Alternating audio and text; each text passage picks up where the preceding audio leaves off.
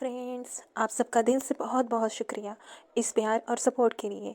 आप लोग अपना प्यार इसी तरह बनाए रखिए क्योंकि हम आपके लिए रिबॉर्न से जुड़ी और रोमांचक एडवेंचरस कहानियाँ लगातार लाते रहेंगे। तो बिना देर किए चलिए कहानी शुरू करते हैं। उनके उस रूप को देखकर चारों महान कुलों के सरदारों को असहनीय क्रोध आया। सेवानिवृत्त सम्राट को भी लगा कि उनका अपना कीमती शाही पोता बहुत बड़ा हो गया है और उन्हें कई बार खांसी हुई। ओल्ड थर्ड, हमें बताएं कि आप दुनिया में क्या सोच रहे थे। बेली जिया जुए ने अपनी आंखें नीची कर ली, उसकी पलकें कौवे के पंख पर पंखों की तरह लटकी हुई थी। सफेद दस्ताना पहने उसकी पतली उंगलियां कुर्सी के ऊपर लयबद्ध तरीके से थपथपा रही थी। यह बिल्कुल स्पष्ट है कि वह कुछ और ही सोच रहा है। कबीले के नेताओं की नजर बेली जियाजू के चेहरे पर टिकी हुई थी, जिसके बेहद गुस्से वाले भाव थे, और उन्होंने कहा, सेवानिवृत्त सम्राट, उसे देखो। बस उसे देखो। किनारे पर खड़े होकर यूनुच सन अपने मालिक को कुहनी मारने के लिए अपने हाथों में हॉस्टेल विस्क का उपयोग करने से खुद को रोक नहीं सका। ऐसा माना जा सकता है कि बेली जियाजू ने अपनी भौहें ऊपर उठाई हुई थी। ठिजड़ा सूर्य तुरंत धीमी आवाज में बोला, महामहिम, सेवानिवृत्त सम्राट आपको बुला रहे हैं। महारानी। चार महान कुलों में से एक कबीले के नेता ने एक कदम आगे बढ़ाया, उसकी आवाज तेज और स्पष्ट थी। व्हाइट अकादमी में सेना भेजने के संबंध में क्या आपको हमें उचित स्पष्टीकरण नहीं देना चाहिए? बेली जियाजू ने लापरवाही से अपना सिर उठाया और उसकी ओर देखा। रहस्यमय आंखों की उस जोड़ी ने एक व्यक्ति की खोपड़ी को सुन्न कर दिया। जिस व्यक्ति को देखा जा रहा था वह सिर से पांव तक कांप रहा था, और अचानक उसे पीछे की ओर पीछे हटने की एक प्रकार की इच्छा हुई। हालांकि इस बार उन्होंने वास्तव में महल में प्रवेश करने के लिए हाथ मिलाया। तीसरा राजकुमार भी उनके साथ कुछ करने की हिम्मत नहीं करेगा। हे। ठीक इसी समय बेली जियाजू हंसी और बेहद उदासीन स्वर में बोली, फिर भी उस सहज शिष्टता और बड़प्पन को छिपाना मुश्किल था। बड़ी संख्या में पंख वाले जानवर आए और चले गए। यहां तक एक आग का किलिन भी दिखाई दिया। क्या एल्डरनी की राय है कि मुझे निर्दयी होकर देखना चाहिए क्योंकि छात्रों को इस तरह छीन लिया गया था? वह कबीले का नेता चुप हो गया। यह सही नहीं होना चाहिए। उस समय महामहिम ने उस हेलियन को पकड़ने के लिए स्पष्ट रूप से सेना भेजी थी। बड़ी नी। बेली जियाजुए ने शांतिपूर्वक कबीले नेता की बातों को बाधित किया। जब मुझे खबर मिली कि स्पिरिट फॉरेस्ट के बारे में कुछ अलग है तो मैंने सेना भेज दी। जहां तक वे की खोज की बात है तो यह केवल किया गया काम था। वह कबीले का नेता पूरी तरह से हक्का बक्का रह गया और उसने प्रिंस मुरोंग की दिशा में देखने के लिए अपना सिर घुमाया। क्या ऐसा ही था? यह रत्ती भर भी उस समाचार जैसा कैसे था जो उसे प्राप्त हुआ था? प्रिंस मुरोंग की शक्ल भी उसी तरह सख्त हो गई, और सू जिया चेन और बाकी सभी ने एक दूसरे को निराशा से देखा। उन्होंने कई अलग अलग परिदृश्यों के बारे में सोचा है, फिर भी उनमें से किसी ने भी यह अनुमान नहीं लगाया था कि तीसरा राजकुमार आश्चर्यजनक रूप से सीधे उन्हें यह बयान देगा कि उसने आध्यात्मिक जानवरों को दबाने और छात्रों की रक्षा करने के लिए सैनिकों को भेजा था। वे उससे इस तरह कैसे सवाल कर सकते थे?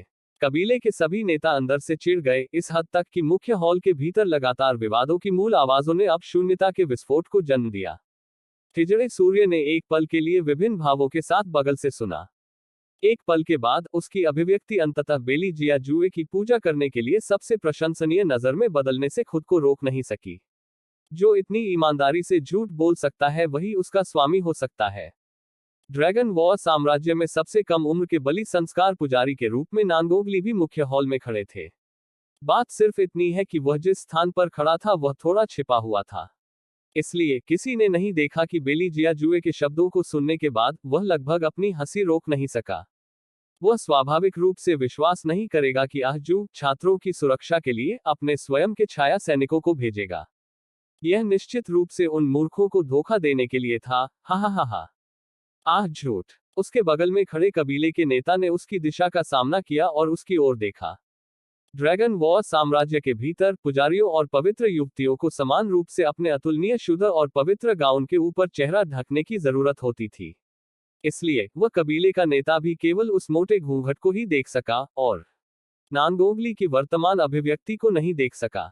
यदि वह इसे देख पाता तो वह निश्चित रूप से नानगोगली को मैदान में खींचने के बारे में नहीं सोचता। नानगोग परिवार के सबसे छोटे पुजारी के रूप में क्या आपको कुछ शब्द नहीं कहने चाहिए? नानगोगली मूल रूप से एक शो देखकर अच्छा महसूस कर रहे थे।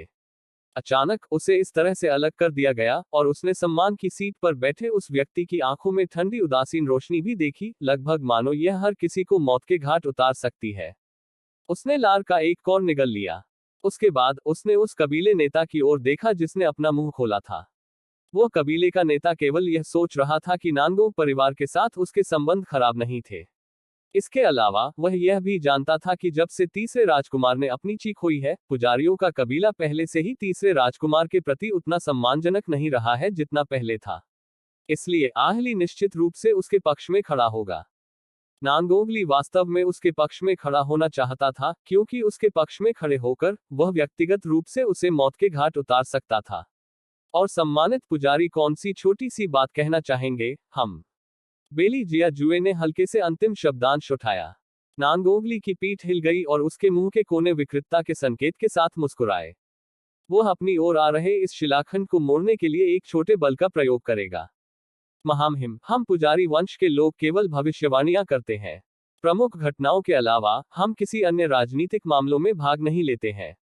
नानगोंगली के बोलने के तरीके के संबंध में प्रिंस मुरोग बिल्कुल भी आश्चर्यचकित नहीं थे। प्राचीन काल से ही पुजारी ठीक इसी तरह रहे हैं। वे प्रतिस्पर्धा नहीं करते, लड़ाई नहीं करते, फिर भी उनका रवैया अभिमानी था। वे हमेशा शाही परिवार की गलतियों पर परेशान नहीं होते थे और केवल छोटे आरोपों को स्वीकार करते हुए बड़े आरोपों के बारे में चुप रहते थे। हालांकि चूंकि नानगोंगलाई ने तीसरे राजकुमार की मदद नहीं की, तो इसका मतलब यह भी था कि उसे जो खबर मिली वह वास्तव में सही थी। पुजारी पहले से ही शाही परिवार के प्रति उतने समर्पित नहीं थे जितने पहले हुआ करते थे। आज उन्होंने राजमहल में प्रवेश किया। भले ही वे तीसरे राजकुमार से लाभ की मांग करने में सफल नहीं हुए, तथापि इसे इसके लायक भी माना जा सकता है। कम से कम उन्होंने एक बहुत ही महत्वपूर्ण मामले की पुष्टि की है। हालांकि प्रिंस मुरोग ने यह नहीं सोचा था कि अक्सर हमारी धारणाएं हमें धोखा दे सकती हैं। उदाहरण के लिए नानगोंगली और बेली जिया जुए के बीच संबंध। यह सही है, पुजारियों ने वास्तव में शाही परिवार के साथ उतनी भक्तिपूर्वक व्यवहार नहीं किया जितना वे पहले करते थे। हालांकि उन्होंने निश्चित रूप से इस तथ्य को नजरअंदाज कर दिया कि पुजारी कबीले की राय नानगोंगली की राय का प्रतिनिधित्व नहीं कर सकती है। पुजारी कबीले के उत्तराधिकारी के रूप में नानगोंगली ने पहले ही उस राजा को चुन लिया था जिसके लिए वह भविष्य में खुद को समर्पित करना चाहता था। और वह सम्राट बेली जिया जुए के अलावा कोई अन्य व्यक्ति नहीं होगा। यह पुरोहित कबीले और शाही कबीले के बीच का बंधन था। 10 साल का भाईचारा। आरंभ में जब पहली बार उन्होंने एक दूसरे को देखा तो नानगोंगलाई एक छोटा बच्चा था। बेली जिया जुए भी इसी तरह कम उम्र के थे जब उन्होंने 1000 पुजारियों में से उन्हें एक पुजारी का शिष्य बनने के लिए चुना। नतीजा तो तब तय था। धमाका। अंततः 4 महान कुलों के नेता और उनके उत्तराधिकारी पीछे हट गए और यहां तक सेवानिवृत्त सम्राट भी आराम करने के लिए अपने महल में लौट आए। देखते ही देखते महल के दरवाजों की परतें बाधा बन गईं। यहां तक ध्वनि का आधा छोटा अंश भी अब बाहर नहीं सुना जा सकता था। नानगोंगली के चेहरे पर सबसे बड़ी दुष्ट चंचल मुस्कान थी। जब वह समारोह पूर्वक थोड़ा झुका तो उसका दाहिना हाथ उसके बाएं कंधे पर चिपका हुआ था। महामहिम, भले ही बेली जियाजू का व्यवहार आकस्मिक था और उनके पूर्व स्वभाव से अलग नहीं था, तथापि यहां खड़े होकर वह अभी भी वही करेंगे जो उन्हें करना चाहिए। निश्चित रूप से बेली जियाजू ने आलस्य से अपनी पलकें उठाई और अपनी भौहें ऊपर उठाई। आप तुरंत जमीन पर घुटने टेक सकते हैं।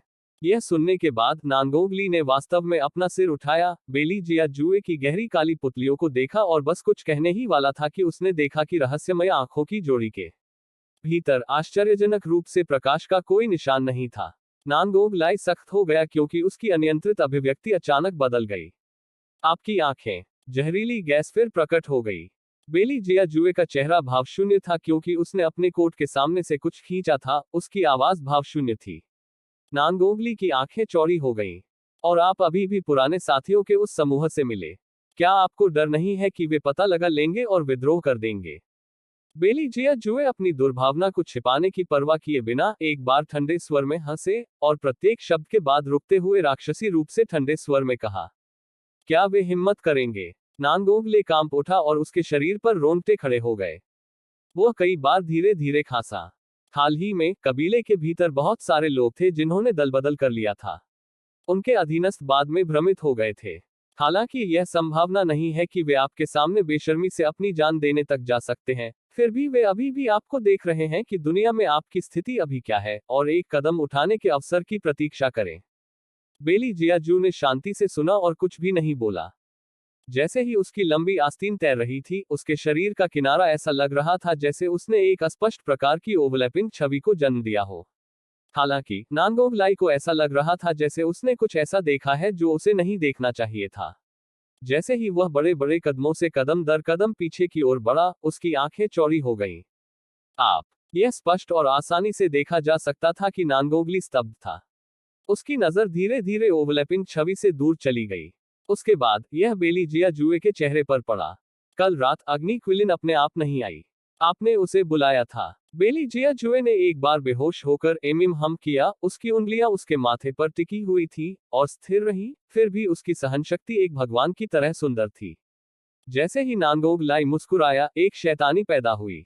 आपको स्पष्ट रूप से अन्य लोगों को फंसाना सबसे ज्यादा पसंद नहीं था, फिर भी एक लड़की की वजह से यहां तक फायर क्विलिन को भी वापस बुला लिया गया। आह जुए, मुझे यह मत बताओ कि तुम केवल उसे अपना शिकार मानते हो। और यदि नहीं, तो क्या? बेली जिया जुए ने अपनी आंखें उठाई, उसकी आवाज ठंडी थी। आप किसी को फिर से धोखा देने के लिए वही भविष्य बताने वाला कार्य करना चाहते हैं। अरे हाँ, रेड फीनिक्स स्टार का वह मूवमेंट, और क्या नहीं। नांगोंगली ने उसकी आंखों में अनकही अभिव्यक्ति देखी, इत्मीनान से मुस्कुराया और विषय बदल दिया। मुझे केवल इस बात की चिंता है कि आप बहुत अधिक खेलते हैं और गंभीर व्यवसाय के बारे में सब कुछ भूल जाते हैं। चूंकि अग्नि क्विलिन वापस आ गई है, तो क्या आपके शरीर की सारी क्यूई जल्द ही वापस नहीं आ रही है? बेली जियाजू ने अपनी चर्चा के विषय पर ध्यान नहीं दिया और केवल अपना बायां हाथ थोड़ा सा हिलाया। बैरियर गायब होते ही लंबी आस्तीन असाधारण और भव्य तरीके से हवा में तैरने लगी। हिजड़ा सूर्य महल के हॉल के बाहर खड़ा था, उसका चेहरा खाली दिख रहा था। बेली जियाजुए ने उस पर एक त्वरित नजर डाली, दो आंखें ऊपर तैर रही थी और फिर नीचे डूब रही थी। ग्रैंडमास्टर जीजून को आमंत्रित करें। वह जीजून, वह बूढ़ा सिर भी यहाँ है। नांगोंगली घूमा और धीरे से बुदबुदाया। क्या वो कुछ ही समय बाद होने वाली मार्शल क्यूई प्रतियोगिता में व्यस्त नहीं है? कथित तौर पर, जब कोई उसके पास आता था, तो वह उन पर, यह पुराना उपलब्ध नहीं है, शब्द फेंक देता था। वह अब महल के अंदर क्यों दिखाई देगा? इस तरह का सवाल नांगोंगली के दिमाग में घूम ही रहा था। जब वह मुड़ रहा था, तभी उसकी नजर ग्रैंड मास्टर जीजून पर पड़ी, जो ट्रस्ट मीट रोस्ट के रोल की तरह बंधा हुआ था। हा हा हा हा हा। नांगोंग लाई पहले तो स्तब्ध रह गया, फिर उसके बाद जोर जोर से हंसने लगा। वह इतनी जोर से हंसा कि उसके आंसू लगभग बहने लगे। एक हाथ ग्रैंडमास्टर जीजून की ओर इशारा कर रहा था, जबकि दूसरा हाथ उसके अपने पेट को घेरे हुए था। बूढ़े सर, यह किस बिंदु पर आपके शरीर का फायदा उठाया गया? क्या ये आपके कपड़े नहीं हैं? हाँ, यह भी बहुत चरित्रहीन रूप से फटे हुए हैं, आप जानते हैं। जीजून के मुंह के कोने कांप रहे थे जब वो जोर से और ठंडे ढंग से गुनगुना रहा था। बेली जिया जुए को केवल ऐसा लग रहा था मानो उसने यह दृश्य नहीं देखा हो, क्योंकि उसने विनम्रतापूर्वक और शालीनता से शैडो को अपनी तरफ से निर्देश दिया था। अनबाइंड ग्रैंडमास्टर जीजून। हाँ, छाया ने आदरपूर्वक अपना सिर नीचे कर लिया। जीजून ने उनकी ओर घूर कर देखा। उसके लिए अपनी आजादी वापस पाना आसान नहीं था और वह बस हल्ला मचाने ही वाला था। जब बेली जिया जू ने फिर से अपना मुंह खोला। अभी मेरे सिर में बहुत दर्द हो रहा है। शाही चिकित्सक ने अभी अभी निर्णय लिया है। मैं तेज आवाज नहीं सुन सकता। यह सुनने के बाद यूनुच सन अपनी ही लार का दम घुटने से लगभग मर गया। शाही चिकित्सक ने घोस्ट पैलेस का दौरा कब किया था? मालिक, अगर आप झूठ भी बोलते हैं तो कम से कम कुछ तथ्यों पर आधारित होना चाहिए। भगवान। बेली जियाजू के रंग में कोई बदलाव नहीं आया क्योंकि उन्होंने अपनी उंगली पर सजावटी जेड अंगूठी घुमाए। अगर मैं बहुत अधिक शोर सुनूंगा तो मेरा स्वभाव बहुत खराब हो जाएगा। इसलिए ग्रैंडमास्टर को बोलने से पहले स्पष्ट रूप से सोचना चाहिए। उनकी आवाज बहुत नरम थी, फिर भी उसमें बर्फ जैसी ठंडक का एहसास था। जीजून ने मन ही मन सोचा, यह घटिया आदमी स्पष्ट रूप से उसे धमकी दे रहा था। हम्फ। लेकिन प्रियम्मा, उसकी खोपड़ी अभी भी सुन्न महसूस हो रही थी। मेरे कहने के लिए कुछ भी अच्छा नहीं है। जीजून ने अपना चेहरा झुकाया और धार्मिक दृष्टिकोण के साथ जारी रखा। मुझे अभी भी केवल वही एक वाक्य कहना है। मैं आपको यह नहीं बताने जा रहा हूं कि मेरा प्रिय शिष्य कहाँ है। बेली जिया जुए ने अपने पतले होठों को मोड़कर ऐसी मुस्कान बनाई जो मुस्कुराहट नहीं थी। उसके बाद वह न तो तुरंत और न ही धीरे से अपनी सीट से खड़ा हुआ और जीजून का सामना करने के लिए चल दिया। उसने जीजून के कंधों को थपथपाया जैसे कि वह उसकी प्रशंसा कर रहा हो। मुझे पहले कैसे पता नहीं चला कि आप में ऐसी नैतिक रीढ़ है। हम्फ, ऐसी बहुत सी चीजें हैं जिन्हें आपने नहीं खोजा है। जी जून ने एक बार फिर ठंडे स्वर में परेशान किया। क्या अब आपने अपना मन बदल लिया है और चाहते हैं कि मैं आपका गुरु बन जाऊं? मैं आपको बता रहा हूं, ऐसी कोई संभावना नहीं है। मेरा वर्तमान शिष्य बहुत अच्छा है। मुझे आपकी जरूरत नहीं है, समझे? उसी समय बूढ़े हिजड़े सूरज ने ठंडे पसीने की धार बहाते हुए अपना शरीर घुमाया। यह ग्रैंडमास्टर जीजून वास्तव में मौत को दावत दे रहा था। आह! क्योंकि वह देख नहीं सकता था, बेली जिया जुए की नजर जरा भी नहीं हटी और केवल उसे घूरता रहा, क्योंकि उसके मुंह के कोने असाधारण रूप से चमकदार आकर्षण के साथ मुड़े हुए थे। मुझे भी आपकी जरूरत नहीं है। हालांकि मैंने अभी कुछ समय पहले ही कहा था कि मैं कोई शोर नहीं सुनना चाहता। आहली, यहाँ। नांगोगली का शरीर लड़खड़ा गया और उसने बुरी तरह मुस्कुराते हुए अपना हाथ जीजून के कंधे पर रख दिया। आओ, बूढ़े मुखिया, चर्चा करते हैं। ग्रैंडमास्टर जीजून की आंखें जोर से घूरने लगी। झूठ बोलो युवा साथी, तुमने हिम्मत की। तुमने मेरे साथ व्यवहार करने की हिम्मत की। अरे ओह मम, जज जज, इससे कोई फर्क नहीं पड़ता कि ग्रैंडमास्टर जीजून ने कितनी बेरहमी से एक तरफ से दूसरी तरफ उछाला, फिर भी वह राजधानी के नंबर 1 पुजारी की सम्मोहन तकनीक का विरोध करने में असमर्थ था। नांगोगली के हाथों की जोड़ी ने उन दोनों के बीच एक क्रिस्टल बॉल उठाई और बहुत घने सफेद कोहरे को विभाजित कर दिया। जैसे ही उसकी आंखें चमकी, उसने ऊपर देखा, बेली जिया जू की ओर मुड़ा और उसकी ओर देखा। हेलियन वे शस्त्रागार सम्मेलन में गए। आयुध सम्मेलन। बेली जिया जू ने दो शब्दों को दोहराते हुए विचार किया। उसकी आंखों की गहराई में तापमान थोड़ा थोड़ा ठंडा होता दिख रहा था। फिर भी नांगोगलाई को इसके बारे में बिल्कुल भी पता नहीं चला, क्योंकि उसने बेतरतीब ढंग से अपना शरीर सीधा किया और पीछे हट गया। क्या आप जानते हैं, जिस व्यक्ति को राजधानी में दूसरे सबसे सुंदर आदमी के रूप में स्थान दिया गया है, वह आयुध सम्मेलन के अध्यक्ष का बेटा है। इस बार का आयुध सम्मेलन पिछले सम्मेलनों से अलग है। पहले आयुध सम्मेलन में केवल यह मूल्यांकन किया जाता था कि किसी के पास आयुध विशेषज्ञ बनने की योग्यता है या नहीं। इस वर्ष लियानाचेन प्रतिष्ठित परिवार के वंशज वू शूंग ने एक असाधारण शस्त्रागार बनाया है। इस शस्त्रागार में दुनिया की सर्वोत्तम सामग्रियों का उपयोग किया गया है, फिर भी इसकी बाहरी उपस्थिति और कार्यक्षमता के कारण इसका उपयोग केवल महिलाओं द्वारा किया जा सकता है। यही कारण है कि इस समय पूरी राजधानी के प्रतिष्ठित परिवारों की सभी बेटियां इस जिंग वू शूंग से संपर्क करने और जुड़ने के लिए किसी प्रकार के अवसर का उपयोग करना चाहती हैं, लेकिन दिलचस्प बात यह है कि वह व्यक्ति आपके जैसा ही है। यहाँ तक कि मंत्री के सभी निमंत्रणों को भी इस वर्ष के आयुध सम्मेलन को पूरी तरह से अस्वीकार कर दिया जाना चाहिए। अद्भुत। बूम! नांगोगली के शब्दों के बाद एक तेज आवाज निकली, क्योंकि बेली जियाजू के हाथ में चाय का कप पूरी तरह से पाउडर के टुकड़ों में टूट गया। उसने बहुत धीरे से अपना हाथ खोला और वे अवशेष उसकी हथेली से थोड़ा थोड़ा करके फर्श पर गिरे। एकाएक मुख्य हॉल का माहौल बेहद ठंडा हो गया। यहाँ तक नांगोगलाई को भी समझने में परेशानी हुई। ऐसा क्यों था कि आहजू को उस लड़की का पता चलने के बाद वह गुस्से में लग रहा था? वह कैसे जान सकता था कि जैसे ही बेली जियाजू ने हथियार सम्मेलन शब्द सुना, उसके दिमाग के दायरे में उस घोड़ा गाड़ी की छवि चमक उठी जो आज सुबह शहर के गेट के सामने रुकी थी। उस वक्त वो लड़की असल में उसी जगह पर थी, उस घोड़ा गाड़ी के अंदर। उसके न मिलने का कारण यह था कि जिंग वू शूंग उसके लिए एक स्क्रीन बन गया था। अच्छा, वह सचमुच अच्छा था। वह वास्तव में भूल गया था कि छोटी लोमड़ी के पास अन्य क्षमताएं नहीं हो सकती हैं, लेकिन वह निश्चित रूप से जानती थी कि मधुमक्खियों को कैसे भर्ती करना और तितलियों को उत्तेजित करना है। किलिंग! बेली जिया जुए की आवाज ठंडी हो गई। जहां कुछ भी नहीं था वहां एक जानवर की छाया दिखाई दी और आदर भाव से कहा, यहाँ तैयार हो जाओ, हम आर्मामेंट सिटी जा रहे हैं।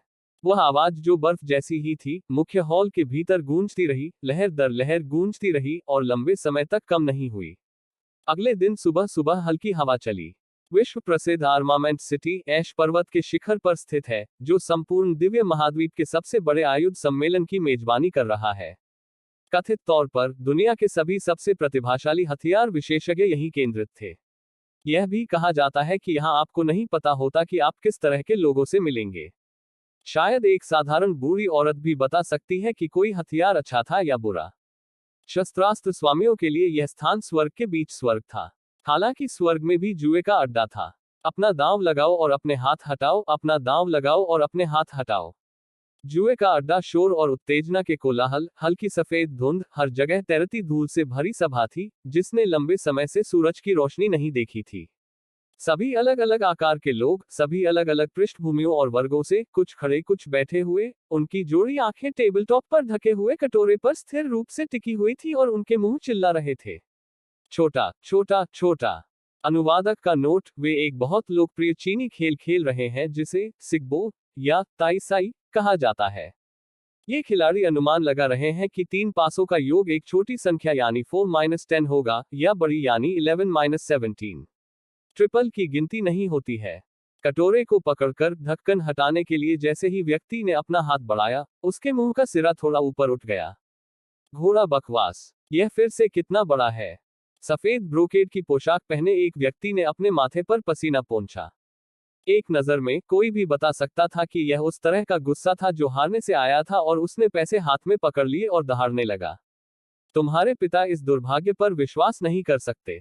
मैं छोटा दांव लगा रहा हूं, छोटा दांव लगाना जारी रखें। हार से नाराज यह व्यक्ति कोई और नहीं बल्कि आर्मामेंट सिटी का प्रतिष्ठित प्लेबॉय अधिपति था। वो मूल रूप से केवल 16 या 17 वर्ष का था। उसके गाल पर 2 छोटे उथले डिंपल भी थे और इसे आसानी से आधुनिक समय में एक अध्ययनशील वरिष्ठ हाई स्कूल छात्र के रूप में लिया जा सकता था। एक बार जब उसने बोलना समाप्त किया तो केवल एक धमाका सुनाई दिया जैसे ही उसने खेल की मेज पर छोटा शब्द के ऊपर चांदी के उन टुकड़ों को रखने के लिए अपना हाथ बढ़ाया। अप्रत्याशित रूप से एक कागज के पंखे ने अचानक उसके हाथ को रोक दिया। यह भाई, क्या आप निश्चित हैं कि आप इसे छोटे पर रखना चाहते हैं? यह सुनने के बाद छोटे तानाशाह ने चारों ओर देखने के लिए अपना सिर घुमाया और केवल एक युवक को उसके चेहरे के सामने दिखाई दिया जो केवल एक पेंटिंग से आ सकता था। वह व्यक्ति अत्यंत सुंदर और प्रसन्नचित्त था, गोरा चेहरा, सुडौल आंखें, जो थोड़ी ऊपर की ओर थी, शैतानी के अंश से रंगी हुई थी। आप इसकी परवाह क्यों करेंगे कि मैंने किस पर दांव लगाया है? हार से क्रोधित उस व्यक्ति को बस झुंझलाहट महसूस हुई, खासकर तब जब वह जिस चीज से सबसे ज्यादा नफरत करता था वह इस तरह का अच्छा दिखने वाला, सौम्य स्वभाव वाला, पालतू लड़का था। तो उसने तुरंत बाद भी बदतमीजी से बात की। लेकिन उन्हें यह अनुमान नहीं था कि वह व्यक्ति केवल उनकी ओर देखता रहा और मुस्कुराता रहा और अपना हाथ बढ़ाकर अपना पंखा वापस ले लिया। उसके बाद उसकी कलाई घूमी और उसके हाथ में रखे पैसे को सीधे उस व्यक्ति के चेहरे के सामने बड़े चिन्ह पर रख दिया। हारने से क्रोधित तानाशाह ने दूसरे व्यक्ति की ओर देखने के लिए अपना सिर घुमाया तो उसकी भौहें चढ़ गईं। अपना दांव लगाओ और अपने हाथ हटाओ, अपना दांव लगाओ और अपने हाथ हटाओ। बैंकर द्वारा पासे के कटोरे को हिलाने की आवाज सुनना बेहद सुखद था। जैसे ही उसकी लंबी आस्तीन इधर उधर लहराती थी, पासा कटोरा चकाचौंध से हिल जाता था। आखिरकार एक जोर की आवाज सुनाई दी। हाथ ढक्कन हटा रहा था। छोटा छोटा छोटा, अपने पिता के पास आओ, छोटा। छोटे तानाशाह का वह सुंदर चेहरा, जब वह 2 शब्द तुम्हारे पिता बोलता था तो हमेशा अन्य लोगों में एक अजीब तरह का स्नेह पैदा होता था। 5-5-4 बड़ा। बैंकर ने बड़ी फुर्ती से घोषणा की, फिर अपना पैसा इकट्ठा किया, उसे आधे आधे हिस्सों में बांट दिया और उसे उस युवक की ओर धकेल दिया जो जेड के समान सुंदर था। जैसे ही उस युवक ने चांदी के टुकड़े उठाए, उसके मुंह के कोनों पर मुस्कुराहट की अभिव्यक्ति और भी अधिक स्पष्ट हो गई। इसके बाद जब भी छोटा तानाशाह छोटे पर दांव लगाता था तो दूसरा पक्ष बड़े पर दांव लगाता था। जब भी छोटा तानाशाह बड़े पर दांव लगाता है तो दूसरा व्यक्ति छोटे पर दांव लगाता है। किसी भी स्थिति में उसका दांव छोटे तानाशाह के दांव हारने से क्रोधित दांव के विपरीत होगा। पूरे 1 दर्जन या उससे अधिक दौरों के बाद कुलीन युवक की ओर से धन अधिक से अधिक बढ़ता गया, जबकि छोटे तानाशाह की हानि स्वर्ग को उल्टने के लिए पर्याप्त थी। इसी समय छोटे तानाशाह को भी कुछ भान हुआ। अंततः उसने भी अपना दांव नहीं लगाया और केवल उस नेक युवक को दांव लगाते हुए देखता रहा। हर एक राउंड उसने जीता। धीरे धीरे छोटे तानाशाह का युवा और सुंदर चेहरा झुंझलाहट से प्रशंसा में बदल गया और अंत में वह इतना अभिभूत हो गया कि उसने अपना मुंह खोला और एक भावनात्मक आह भरी। जैसे कि उसका अपना लक्ष्य पूरा हो गया हो, उस नेक युवक ने मेज पर पैसे जमा किए और कागज का पंखा सिर करके वहां से निकल जाने की योजना बनाई। छोटा तानाशाह तुरंत उसके पीछे आ गया। और केवल वह ही नहीं, यहां तक उसके पीछे उसकी प्रतीक्षा कर रहे शाही रक्षकों ने भी तुरंत ऊपर भागने से पहले एक और आश्चर्यचकित नजर डाली। उस युवक ने पंखे को अपने पैर की तरफ गिरा दिया और सुस्ती से जम्हाई ली, मानो उसे एहसास हो रहा हो कि पीछे लोग आ रहे हैं। फिर भी उसने इशारा नहीं किया और केवल उसके मुंह पर मुस्कुराहट से चतुराई का एक छोटा सा निशान झलक रहा था। छोटे तानाशाह ने देखा कि वह व्यक्ति लगभग गायब हो गया। वह शर्माते हुए जोर से चिल्लाया, अरे सिर घुमाने से पहले उस युवा मास्टर के पतले होंठ मुड़ गए। क्या चल रहा है? खांसी। छोटे तानाशाह ने अपना हाथ अपने मुंह के पास रखा और शायद उसका इरादा खुद को थोड़ा अधिक परिपक्व दिखाने का था, इसलिए उसने अपनी आवाज को यथासंभव गहरे स्तर तक कम कर दिया। आपको कैसे पता चला कि कब बड़ा दांव लगाना है और कब छोटा दांव लगाना है? वह युवा मास्टर मुस्कुराया, उसकी शक्ल सुरम्य थी। 10 जुआरियों में से 9 धोखेबाज होते हैं। क्या आपने इसके बारे में सुना है? बेशक इस युवा मास्टर ने इसके बारे में सुना है। सुंदर नौजवान ने बेरुखी से परेशान किया, फिर एक बार फिर उस युवा मास्टर की ओर देखा और बहुत प्यारे अंदाज में अहंकार से कहा, यह केवल इतना है कि यह युवा मास्टर अभी भी नहीं जानता कि इसका उपयोग कैसे किया जाए, इसलिए इसे भूल जाओ। किसी ऐसी चीज के बारे में इतने आत्मविश्वास से बोलना जिसके बारे में वह नहीं जानता था, वास्तव में यह बहुत हो गया। जैसे ही उसके मुंह के सिरे हिले, कुलीन युवा मास्टर के पैरों तले जमीन खिसक गई। अरे! जब खूबसूरत नौजवान ने दोबारा बात की तो उसने पूरी तरह से एक परिष्कृत और सुंदर उपस्थिति दिखाई। यदि आप मुझे वह सब बताएं जो आप जानते हैं, तो यह युवा मास्टर आपको बहुत सारा पैसा देगा। यह कैसा रहेगा? उसे ये सब बातें सीखनी होंगी। इस तरह जब वह उस व्यक्ति से दोबारा मिलेगा तो अंततः वह हर बार नहीं हारेगा। कोई नहीं जानता था कि जैसे ही उस खूबसूरत युवा ने नीचे देखा, उसकी आंखों के कोनों पर एक जानलेवा आभा उभर आई जो उसकी उम्र के किसी व्यक्ति के पास नहीं होनी चाहिए। मुझे पैसे नहीं चाहिए। कुलीन युवक की आवाज धीरे धीरे फैलती गई। हालांकि मैं वास्तव में आपको निःशुल्क सिखा सकता हूं कि 10 जुआरी 9 धोखेबाज का क्या मतलब है। ओह! सुंदर नौजवान की भौहें उछल गईं क्योंकि वह भी मुस्कुराया। यह वास्तव में बहुत दिलचस्प है। आप इस युवा मास्टर को पढ़ाने की क्या योजना बना रहे हैं? वह कुलीन युवक एक कदम आगे बढ़ा क्योंकि उसके पतले होंठ किसी गहरी बात का संकेत दे रहे थे। 2 दिनों के बाद यंग मास्टर वू शून को यहाँ एक छोटी सी प्रतियोगिता आयोजित करनी चाहिए। इसका उद्देश्य अपने उस हथियार के लिए एक उपयुक्त मालिक ढूंढना है। अभी बहुत से लोग निश्चित हैं कि हेलियन जियो एयर निश्चित रूप से जीतेंगे। हेलियन जियो एयर। सुंदर नौजवान की पुतलियां अन्यमनस्कता से संकुचित हो गईं। वह राजधानी की नंबर 1 सुंदरता, जिसे तीसरे राजकुमार की पत्नी के रूप में नामित किया गया था। कुलीन युवक की भौहें उछल गईं और मुस्कुराते हुए उत्तर दिया, यह सही है, यह वह है। उसके बाद फिर क्या? खूबसूरत नौजवान ने धीरे से अपना मुंह खोला। क्या ऐसा हो सकता है कि उससे भी अधिक अद्भुत कोई और हो? कुलीन युवक के पतले होंठ खुल गए। बेशक वहां है। उदाहरण के लिए, खूबसूरत नौजवान की आंखें सिकुड़ गईं। यह कहते हुए वह कुलीन युवक मुस्कुराया। हेलियन वेई वेई। वह बेकार। सुंदर युवा ने सहजता से अपनी भौहें बना ली। कुलीन युवक ने अपनी नाक पर हाथ फेरा। आह भरी, उसे उम्मीद नहीं थी कि उसकी प्रसिद्धि इतनी व्यापक होगी। यहां तक आर्मामेंट सिटी तक के एक स्थान के मालिक का बेटा भी उसके बारे में जानता था। यह सही है, यह सुंदर और सुंदर कुलीन युवक कोई और नहीं बल्कि वह व्यक्ति था जिसने आर्मामेंट सिटी, हेलियन वेई, जल्दी पहुंचने में सक्षम होने के लिए अपने पास मौजूद सारे पैसे खर्च कर दिए थे। वह अपनी नाजुक विशेषताओं और उत्कृष्ट शिष्टाचार के साथ वहां खड़ी थी। भले ही उसका क्रॉस ड्रेसिंग वह महिला नहीं थी जिसने उस समय लोगों को अतुलनीय रूप से लुभावनी भावना दी थी, लेकिन उसकी उपस्थिति के आधार पर यह पहले से ही जेड के रूप में परिष्कृत माना जाने के लिए पर्याप्त है। भीड़ के बीच से गुजरते समय वह कम संख्या में युवा लड़कियों का ध्यान आकर्षित कर सकती थी। अब क्यों नहीं बोल रहे हो? सुंदर नौजवान की भौहें असमंजस में पड़ गईं।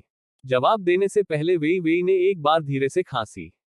ऐसा इसलिए है क्योंकि हर कोई हेलियन वेई वेई को बेकार समझने की गलती करता है। जब समय आएगा, हम और भी अधिक पैसा कमाएंगे। यह वास्तव में इसके बारे में सोचने का एक अच्छा तरीका है। खूबसूरत नौजवान ने हेलियन वेई वेई की सभी योजनाओं को सुनने के बाद उसके मुंह के कोनों पर मौजूद कुत्ते उजागर हो गए। वेई वेई ने मुस्कुराते हुए उसे देखा, मानो वह उसके निर्णय लेने की प्रतीक्षा कर रही हो। उस खूबसूरत नौजवान ने अपनी भौहें उठाईं और एक नजर से उसका आकार देखा, जिसके बाद उसने कहा, गार्ड मेरी आज्ञा सुनते हैं, इस व्यक्ति के ऑपरेशन के साथ समन्वय करते हैं। यह युवा मास्टर मेरा अपना जुए का अड्डा स्थापित करना चाहता है। ठीक उसी तरह अगले दिन आर्मामेंट सिटी ने अपने सबसे बड़े पैमाने के जुए के अड्डे का स्वागत किया। जुआघर शस्त्रागार सम्मेलन के बगल में स्थापित किया गया था। आर्मामेंट मास्टर्स लगातार कार्यक्रम स्थल में प्रवेश करते रहे। बाहर जुए के दांव बड़े होते गए, फूटने की हद तक भर गए। एक के बाद एक लोगों ने हेलियन जियो एयर की सफलता पर दांव लगाया। एक घोड़ागाड़ी गहरे रंग के मैदान पर दौड़ रही थी। पहियों पर बहुत ही कम लेकिन शानदार सिल्वर सफेद रंग का इस्तेमाल किया गया था। यह वैसे ही सड़क के किनारे रुका और इसमें हर तरह की सुंदरता और लालित्य दिखाई दिया। मालिक, गाड़ीवान की आवाज बहुत गहरी थी। उसका सुंदर चेहरा धूप के नीचे उजागर हो गया था। ध्यान से देखने पर उसके बालों में आश्चर्यजनक रूप से लाल रंग का निशान था। यहां तक जब उन्होंने नीचे देखा तो उनकी पुतली भी स्पष्ट रूप से लाल रोशनी से चमक रही थी। हम आ गए हैं। प्रवेश करना। यह एक छोटा सा शब्द था, फिर भी इसने एक प्रकार की बर्फीली ठंडक का अनुमान लगाया जिसे झेलना मुश्किल है। पर्दों से अलग किसी को नहीं पता था कि घोड़ा गाड़ी के अंदर कौन बैठा है, और केवल एक लंबे छायाचित्र को अस्पष्ट रूप से समझने में सक्षम था। उसकी पतली उंगलियां आत्म संयम के रस से परिपूर्ण, शांति से उसकी उंगली की अंगूठी को घुमा रही थी। घुड़सवार, अपना सिर झुकाओ। पतले होंठ ऊपर की ओर मुड़े और सम्मानपूर्वक उत्तर दिया। हाँ। परिसर के अंदर पुरुषों के कपड़े पहने वेई वेई ने अपनी ठुड्डी को ऊपर उठाने के लिए अपना हाथ बढ़ाया, जबकि उसकी उंगलियां उसकी हथेली के खोखले हिस्से में कागज के पंखे से खेल रही थी। जितना अधिक लोगों ने हेलियन जियो एयर पर अपना दांव लगाया, उसके मुंह के अंत में मुस्कान उतनी ही चौड़ी होती गई। इस बार मैं वास्तव में एक झटके में भारी मुनाफा कमा सकता हूं। यह सुनकर सफेद बिल्ली को बहुत निराशा हुई, लेकिन वह इस लड़की की पैसे कमाने की आदत की प्रशंसा किए बिना नहीं रह सका। ऐसा लगता है कि इस बार व्हाइट अकादमी से भागना वास्तव में सही निर्णय था। वेई वेई की पतली टांगों की जोड़ी थोड़ी ऊंची थी। बिना किसी रोक टोक के वह राजधानी के समय की तुलना में और भी अधिक सहज और आकर्षक लग रही थी। उसके घुमावदार पतले होंठ शैतानी से छलक रहे थे। एक भी व्यक्ति ने मेरे जीतने पर दांव नहीं लगाया। लिटिल व्हाइट, तुम जाओ ये 100 टन चांदी ले लो और मुझ पर दांव लगाओ। जितना अधिक हम दांव लगाएंगे उतना अधिक हम जीतेंगे। मैं दोहराता हूं, मैं मानव आकार में परिवर्तित नहीं हो सकता। मैं कैसे जा सकता हूं? सफेद बिल्ली ने ठंड से अपनी भौहें ऊपर उठाई। वेई वेई चतुराई से हंसे। अभी मैंने एक काले उड़ने वाले घोड़े को भी देखा जो अपने मालिक को पक्ष चुनने में मदद कर रहा था। ऐसा लग रहा था कि इस जगह पर बहुत सारे आत्मिक जानवर हैं। ऐसा इसलिए है क्योंकि दुनिया के शीर्ष आयुध विशेषज्ञ यहाँ हैं। सफेद बिल्ली ने शांति से उसकी ओर देखा। इसलिए जब एक पल में प्रतियोगिता का समय हो तो आपको सावधान रहना चाहिए। वेई वेई ने पलकें झपकाई और कुछ नहीं कहा। कुछ ही दूरी पर ऊंची जमीन पर रहस्यमयी आंखों की एक जोड़ी ने नीचे मालिक और नौकर को एक दूसरे से फुसफुसाते हुए देखा, जैसे कि उनके बीच से रोशनी की किरणें निकल रही हों।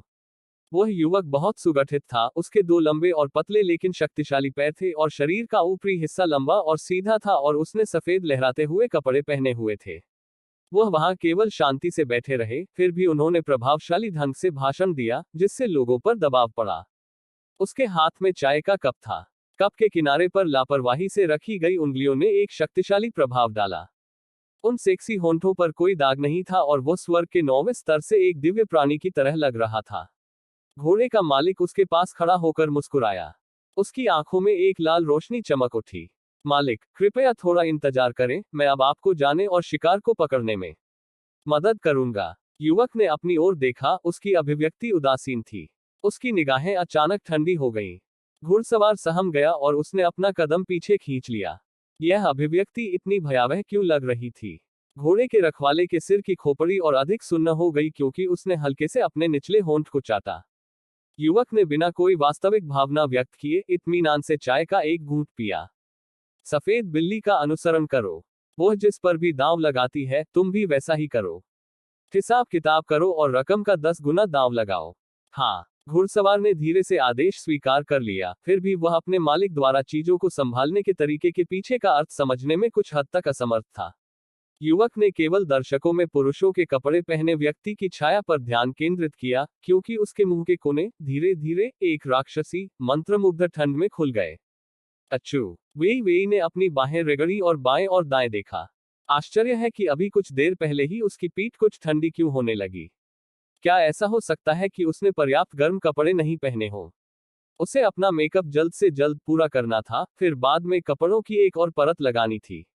आह, वो फिर से कोयले की तरह काली हो गई है। ठीक उसी समय जब वेई वेई आहें भर रही थी, सफेद बिल्ली वापस आई, टहलते हुए उदासीन स्वर में बोली। मैंने अभी नाम सूची पर एक नजर डाली है। अब तक आप पर दांव लगाने वाले एकमात्र व्यक्ति आप ही हैं। बहुत अच्छा। वेई वेई के पतले होंठ संतुष्टि से मुड़े हुए थे। वो लगभग चांदी के सभी टुकड़ों को पंख उगते और अपनी दिशा में उड़ते हुए देख सकती थी। उसका जीवन अब और अधिक सुंदर नहीं हो सकता। साथ ही जिन लोगों ने नाम सूची पर नजर डाली वे सभी हंसते हंसते लोटपोट हो गए। आश्चर्य की बात है कि अभी भी ऐसे लोग हैं जो बिना किसी कीमत के जीत पर दांव लगाते हैं। भगवान, उनके दिमाग में जरूर कुछ समस्या होगी। यह सुनकर अपना कर्तव्य निभाते हुए घुड़सवार ने अपना सिर अपने मालिक की ओर घुमाया और एक नजर डाली, लेकिन केवल पहले की तरह ही ठंडी उपस्थिति देखी, जैसे कि उसने उन लोगों को बात करते हुए बिल्कुल भी नहीं सुना हो। यहाँ तक कि एक प्राचीन आत्मिक जानवर के रूप में भी कई बार ऐसा हुआ जब वह वास्तव में अभी भी अनुमान नहीं लगा सका कि उसका मालिक क्या सोच रहा था। समय और भी तेजी से आगे बढ़ता गया। एक के बाद एक आयोजक पहले से ही मंच पर निर्णायक मंडल की सीटों पर बैठ गए। सभा के भीतर जिस सीट ने सबसे अधिक ध्यान आकर्षित किया वह सफेद कपड़े पहने असाधारण युवक लियानचेन के जिंगवू शूंड की थी। उनके चेहरे का किनारा किसी भी अन्य समय की तुलना में अधिक सुसंस्कृत और परिष्कृत दिखाई दिया। उनके हर हाव भाव में शुद्ध बड़प्पन की आभा झलकती थी। वहां बैठने मात्र से ही उन्होंने सभी का ध्यान एक ही बार में अपनी ओर आकर्षित कर लिया। उन निगाहों में हेलियन जियो एयर भी शामिल थी। आज उसने गुलाबी रंग की सॉलिड कॉटन ड्रेस पहनी थी। कॉलर उच्चतम गुणवत्ता वाले फॉक्स फर से बना था। उसका छोटा अंडाकार चेहरा मुस्कुरा रहा था। उसकी आंखों की रोशनी जिंगवू शून के चेहरे पर आ गई क्योंकि उसे फिर से वो शब्द याद आ गए जो उसकी नौकरानी ने उससे पहले कहे थे। उसकी खूबसूरत आंखें नाजुकता की तस्वीर थी। इस युवा मास्टर वू शून ने वास्तव में आसानी से एक व्यक्ति के दिल की धड़कन को तेज कर दिया। ऐसे व्यक्ति द्वारा उसकी प्रशंसा करने से हेलियन जियो एयर को पूरी तरह से आत्मविश्वास महसूस हुआ, यहाँ तक उसके मुंह के अंत में मुस्कुराहट भी कुछ हद तक चौड़ी हो गई। हेलियन जियो एयर का फिगर विलो की तरह सुंदर था। उसके कदमों की गति पानी की सतह को छूते हुए कमल की तरह थी। उसकी शर्मीलेपन में सौम्यता और कोमलता भरी हुई थी, जिससे भीड़ में प्रशंसनीय उद्गारों का जादू आ गया। जैसे ही मेजबान ने भीड़ से उसका परिचय कराया, घूंघट में लिपटी हेलियन जियो एयर एक देवी की तरह लग रही थी जो बादलों में खड़ी होकर पूरी तरह से नश्वर लोगों की पूजा का आनंद ले रही थी। अचानक ऐसा लगा मानो उसने कुछ देखा हो, जैसे जहरीली द्वेष भावना उभरी और उसके छोटे से चेहरे पर छा गई। उसकी नजर भीड़ के बीच में पड़ी। यह उसकी है, हेलियन वेई वेई। जैसा कि बाद में पता चला, वह फूहड़ सचमुच आ गई। उसने यह भी सोचा कि वे जुए के अड्डे और न जाने क्या क्या मजाक कर रहे थे। आखिरकार जब से वेई वेई ने व्हाइट अकादमी छोड़ी, उसने पहले ही इस फूहड़ को मृत मान लिया था। चूंकि फूहड़ अभी भी एक भूत की तरह डटी हुई है, तो उसे आज इस फूहड़ को बेरहमी से अपमानित करने दें। क्या उसे ठीक से समझ में आया कि एक व्यक्ति और दूसरे व्यक्ति के बीच असमानता को क्या कहा जाता है? हेलियन जियो एयर सुंदर कमल जैसे कदमों के साथ आगे बढ़ी। उसके सिंदूरी रंग के होंठ थोड़े ऊपर उठे हुए थे। उसकी आवाज किसी भूखे पक्षी की तरह स्पष्ट और मर्मज्ञ थी। बड़ी बहन, मुझे यहाँ आपसे मिलने की उम्मीद नहीं थी। क्या यंग मास्टर हेई भी आपके साथ है? आप लोगों ने अपने परिवार की प्रतिष्ठा का ध्यान रखे बिना ही व्हाइट एकेडमी छोड़ दी। पिता को भी अजीब महसूस होगा, आप जानती हैं। हेलियन परिवार की सबसे बड़ी बेटी। वह कौन था? ओह, राजधानी का सबसे बड़ा मजाक। उसके शरीर में क्यूई की पूरी कमी का तो जिक्र ही नहीं। उसकी सगाई रद्द हो गई, फिर भी उसने खुद को ठीक नहीं किया था। वह ग्रैंड मास्टर जीजून पर निर्भर थी, बेशर्मी से उनका पक्ष लेती थी और यहाँ तक वास्तव में सोचती थी कि केवल उनके शिष्य होने के आधार पर उसे एक शस्त्रागार मास्टर के रूप में पहचाना जा सकता है। बिल्कुल हास्यास्पद। हेलियन वेई वेई हजारों लोगों की इस प्रकार की तिरस्कारपूर्ण निगाहों के बीच में खड़ी थी, घूर घूर कर घूर रही थी। उसका ताजा और सुंदर चेहरा ऐसा लग रहा था मानो वह लोगों की चर्चा से थोड़ा भी परेशान न हो। उसकी स्पष्ट और नम आंखों की जोड़ी ने धीरे धीरे चारों ओर स्कैन किया और अंत में हेलियन जियो एयर के शरीर पर गिर गई।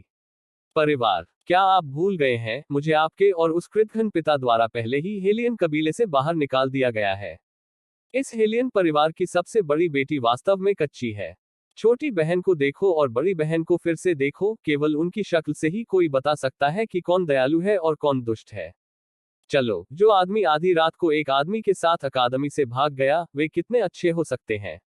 सभी की टिप्पणियों की आवाज सुनकर हेलियन जियो एयर ने अपना सिर नीचे कर लिया और ईमानदारी से अपनी आंखों के कोनों को पोंछने के लिए रुमाल का इस्तेमाल किया। मैं जानता हूं कि सबसे बड़ी बहन मन ही मन मुझसे नफरत करती है। इतना कहने के बाद उसने धीरे से अपनी नजर वेई वेई के शरीर से हटा ली और वापस ले ली। सहानुभूतिपूर्ण अभिव्यक्ति के साथ वह सभी को देखकर विनम्रतापूर्वक मुस्कुराए। हर कोई, बड़ी बहन के बारे में इस तरह बात मत करो, इससे वह परेशान हो जाएगी। बस इसका दोष मुझ पर मत दो। जैसा कि अपेक्षित था, इसने फिर से सुंदर और दयालु व्यक्ति के लिए अनुमोदन का एक और प्रदर्शन जगाया। वेई वेई के सिनेबार रंग के होंठ उदासीनता से नीचे झुक गए। आगे लोगों का एक समूह, पीछे लोगों का एक समूह। हेलियन जियोएर इस प्रकार की घटिया चालें खेलते नहीं थकती थी, लेकिन वह उन्हें देखकर थक गई थी। हेलियन जियोएर ने अपना रुमाल पकड़ लिया और ऐसे बोली जैसे वह झिझक रही हो। हालांकि बड़ी बहन ने पहले कभी हथियारों को छुआ तक नहीं है। आप हथियार सम्मेलन में क्यों आएंगी? क्या आप जानबूझकर सिर्फ अपने जीवन को और अधिक दिलचस्प बनाने के लिए आई थी? अगर यह वास्तव में ऐसा है, तो यह छोटी बहन बड़ी बहन को इसे रोकने की सलाह देती है। वेई वेई ने अपनी आंखें सिकोड़ ली और मंच के नीचे सभी के भावों को देखा। निश्चित रूप से कुछ हद तक अधिक तिरस्कार था। जो निगाहें उसके शरीर पर पड़ी, ऐसा लग रहा था जैसे वे गटर के अंदर बदबूदार कीड़ों को देख रही हो, जिससे तीव्र घृणा का भाव निकल रहा हो। उसने वास्तव में इसकी बिल्कुल भी परवाह नहीं की और पूरी तरह शांत भाव से धीरे धीरे मुस्कुराए। निकालना। उसने अभी तक पैसे नहीं जीते थे। अरे, वह पैसे क्यों निकालेगी? हेजी को भी नहीं पता था कि वे यहाँ दिखाई देंगे। आखिरकार जब उन्होंने इस पर बात की थी, तब ये परिस्थितियां लागू नहीं थी। उस समय उन्होंने अपनी आयुध दुकान से शस्त्रास्त्रों को नीलामी में बेचने के लिए लाने की बात की। यही कारण है कि इन कुछ दिनों के दौरान हेजी हमेशा नीलामी में अनुभव प्राप्त करता रहा। उसने आधे दिन तक इंतजार किया, फिर भी उसे अपना साथी नहीं मिला। उसने यह भी सोचा कि शायद दूसरा पक्ष सामने नहीं आएगा। उसे उम्मीद नहीं थी कि वह वास्तव में आते ही एक शस्त्रागार प्रतियोगिता में भाग लेगी। हेजी ने अपनी भौहें सिकोड़ ली। जब वे मंच पर गतिविधि को देख रहे थे तो उनकी आंखें नहीं झपक रही थी, उनके पूरे चेहरे पर गंभीरता के भाव थे। इससे उसके बगल में बैठा किताब पढ़ने वाला लड़का कुछ हद तक तालमेल बिठाने में असमर्थ हो गया। दूसरी ओर, दूसरे निजी कमरे में बैठे शाही रक्षक ने उत्सुकता से अपनी भौहें चढ़ा ली। युवा मास्टर, जुआ संयुक्त इस बार अत्यधिक उच्च दांव के साथ खुला। यदि यह हेलियन वेई जीतने में विफल रहता है, तो यह वैसा ही है। सम्मान की सीट पर बैठे खूबसूरत नौजवान को ऐसा लग रहा था जैसे उसने खुद से बात करते समय शाही रक्षकों के शब्दों की आवाज नहीं सुनी हो। यह किसी का रूप बदलने की एक तकनीक है। ऐसा नहीं लगता। शाही रक्षकों की आंखों में चमक आ गई। रूप परिवर्तन। उनके कुलीन परिवार ने उपस्थिति बदलने की तकनीकों में विशेषज्ञता हासिल की थी और उनके युवा गुरु की उपस्थिति बदलने की तकनीकों को ड्रैगन वॉर साम्राज्य के भीतर सर्वश्रेष्ठ में से एक माना जाता था। इससे कोई फर्क नहीं पड़ता कि दूसरा पक्ष कौन था या वे कैसे बदल गए हैं, युवा मास्टर हमेशा तुरंत उनकी असली उपस्थिति को पहचान सकता था। वह खूबसूरत नौजवान ऐसा लग रहा था जैसे उसे कोई बेहद दिलचस्प मामला मिल गया हो। उसकी लंबी और संकीर्ण आंखें इतनी चमकीली थी कि उनमें कुछ कुछ चमक आ जाती थी। मुझे वास्तव में उम्मीद नहीं थी कि हेलियन परिवार की निकम्मी बदनाम बेटी की असली शक्ल ऐसी होगी। वह दिलचस्प, वास्तव में बेहद दिलचस्प। उस शाही रक्षक को यह समझने में अधिक कठिनाई हो रही थी कि उसका युवा स्वामी क्या कह रहा था। हालांकि जिस चीज ने उसे आशंकित किया वह थी उसके युवा मालिक की आंखों की रोशनी, उस प्रकार का चिंतन जो ऐसा लग रहा था जैसे उसे कोई खेलने की चीज मिल गई हो जो उसकी आंखों को प्रसन्न करती हो। और सामान्य परिस्थितियों में युवा मास्टर की आंखों को प्रसन्न करने वाले खेल का केवल एक ही अंत होता था, और वह था विनाश। यह वास्तव में उस व्यक्ति से विरासत में मिला था। उस महारानी से तुलना करने पर युवा मास्टर को अभी भी प्यारा माना जा सकता है। कम से कम जब उसे वह चीज नहीं मिलती जो वह चाहता था, तो उसका गुस्सा तब तक खराब रहता था जब तक कि वह चीज खत्म न हो जाए, और बस इतना ही। हालांकि वह दूसरे महामहिम, उनके विचार गहरे थे, कोई भी ऐसा नहीं था जो उनसे बच सके। जब वह छोटा था तो युवा मास्टर को उस महारानी ने बहुत बुरी तरह से फंसा लिया था।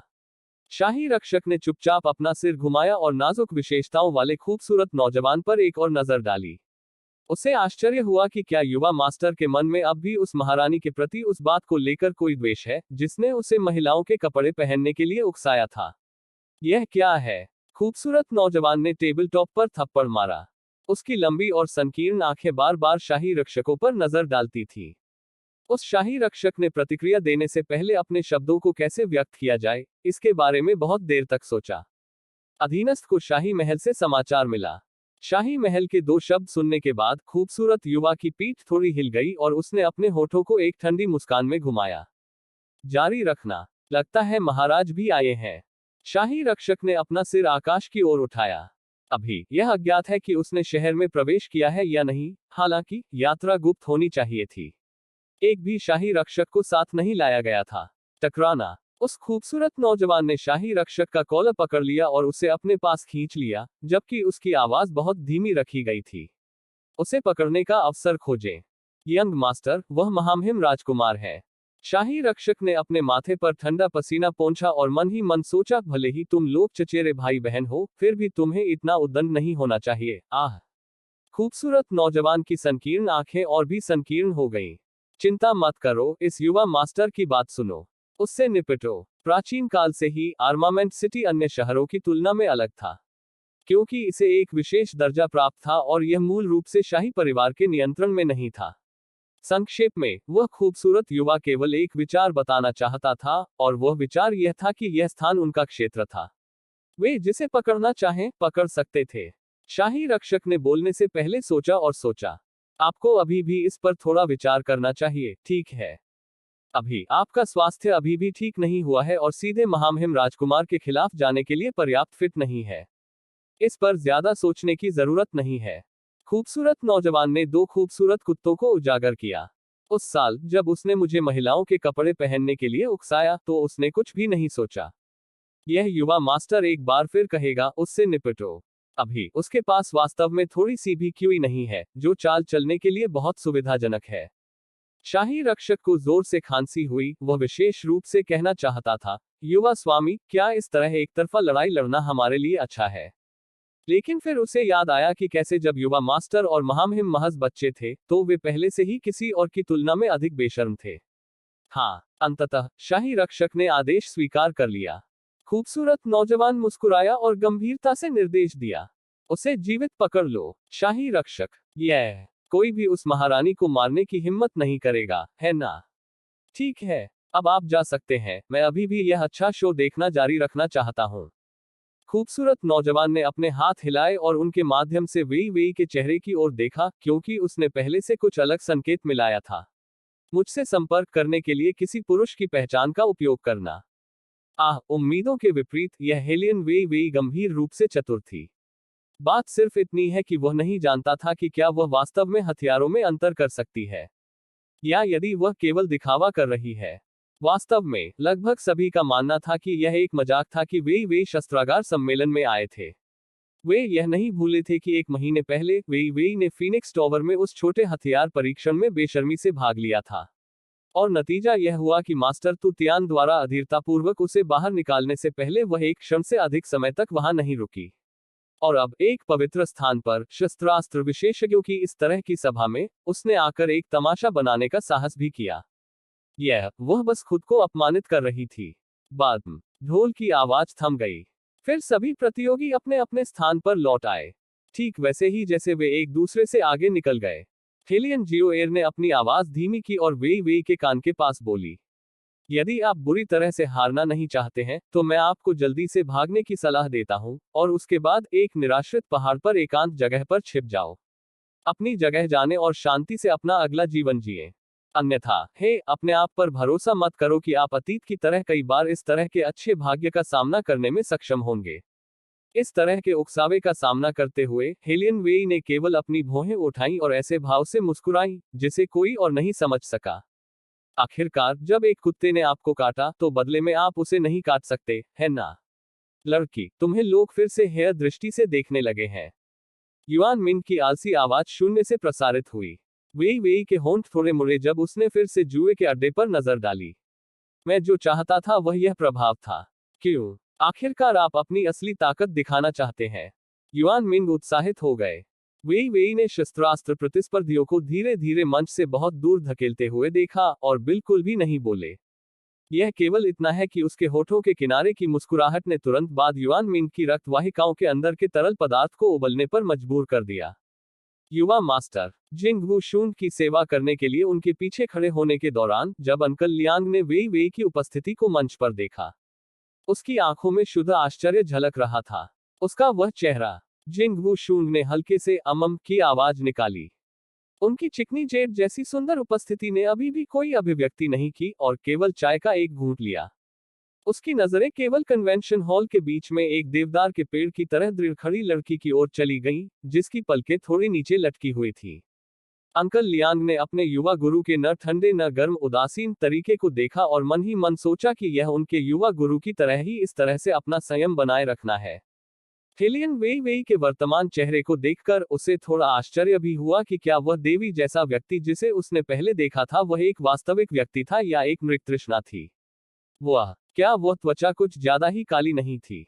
यह मूल रूप से त्वचा के रंग के कारण है, फिर भी उसके सभी गुण ऐसे लगते थे जैसे वे सभी छुपे हुए थे, धूल में दबे हुए थे, जिससे वह आंखों को बिल्कुल भी अच्छी नहीं लग रही थी।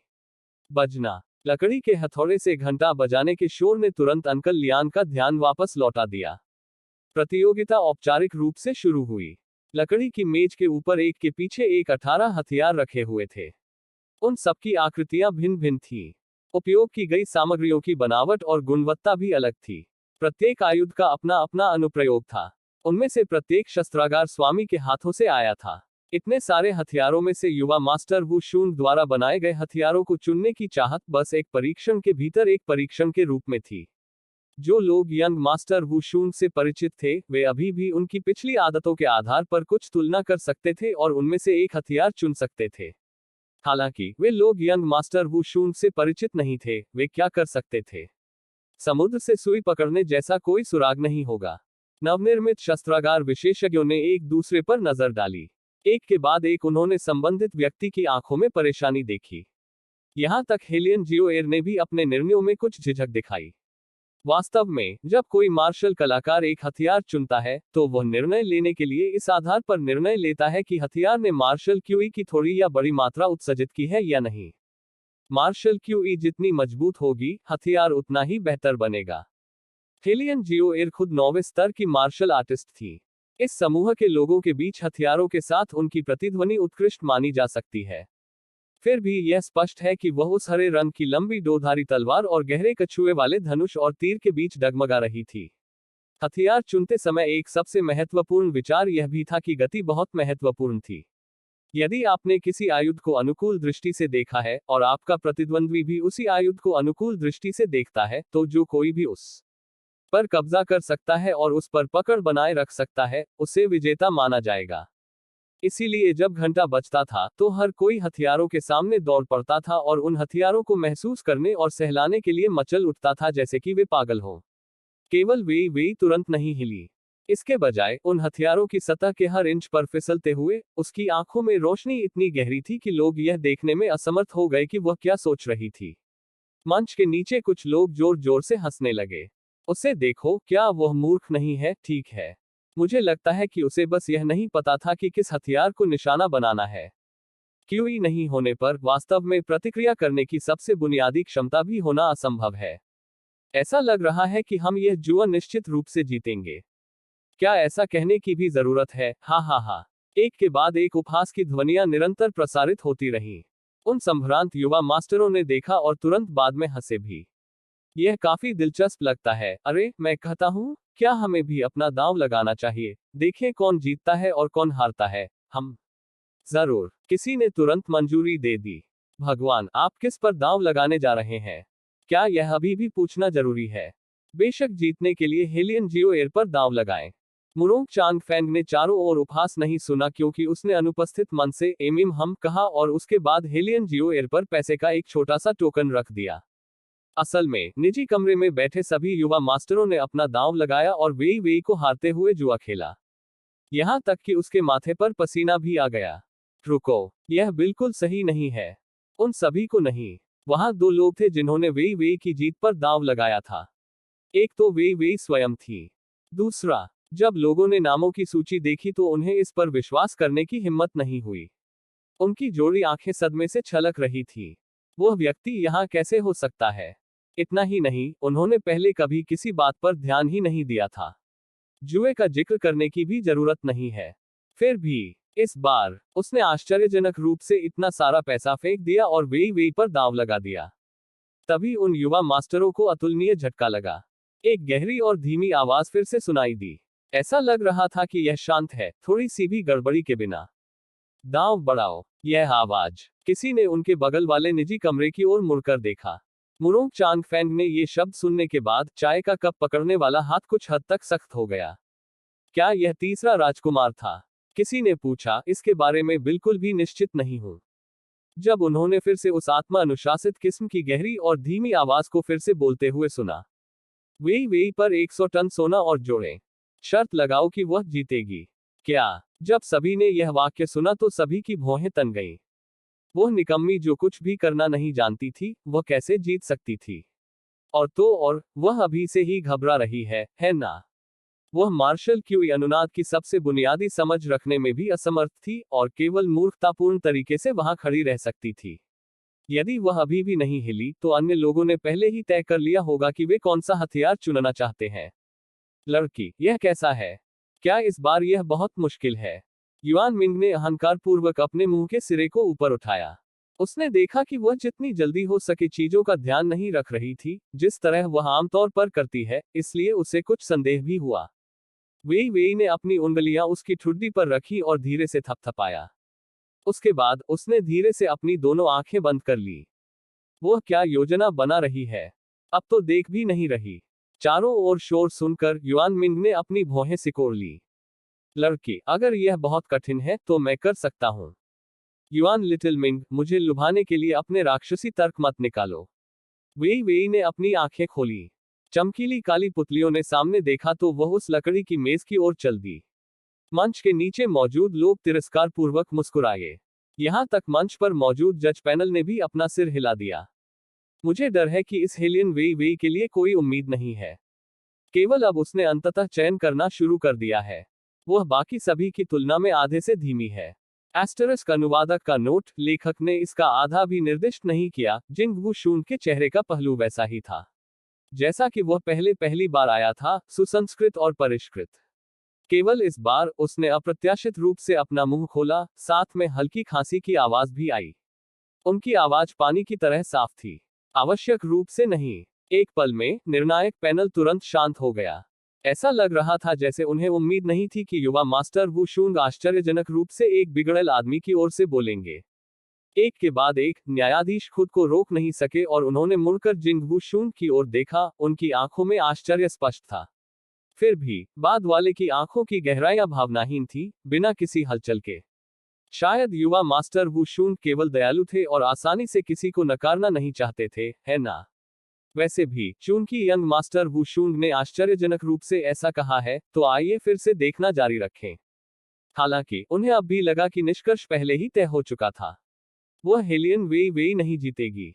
शायद उसकी किस्मत अच्छी थी और उसे कुछ सुराग मिल जाएंगे। हालांकि, केवल भाग्य पर भरोसा करके इतने सारे लोगों में से युवा मास्टर वू शूंग द्वारा व्यक्तिगत रूप से बनाए गए एक हथियार को चुनने की इच्छा काफी नहीं थी।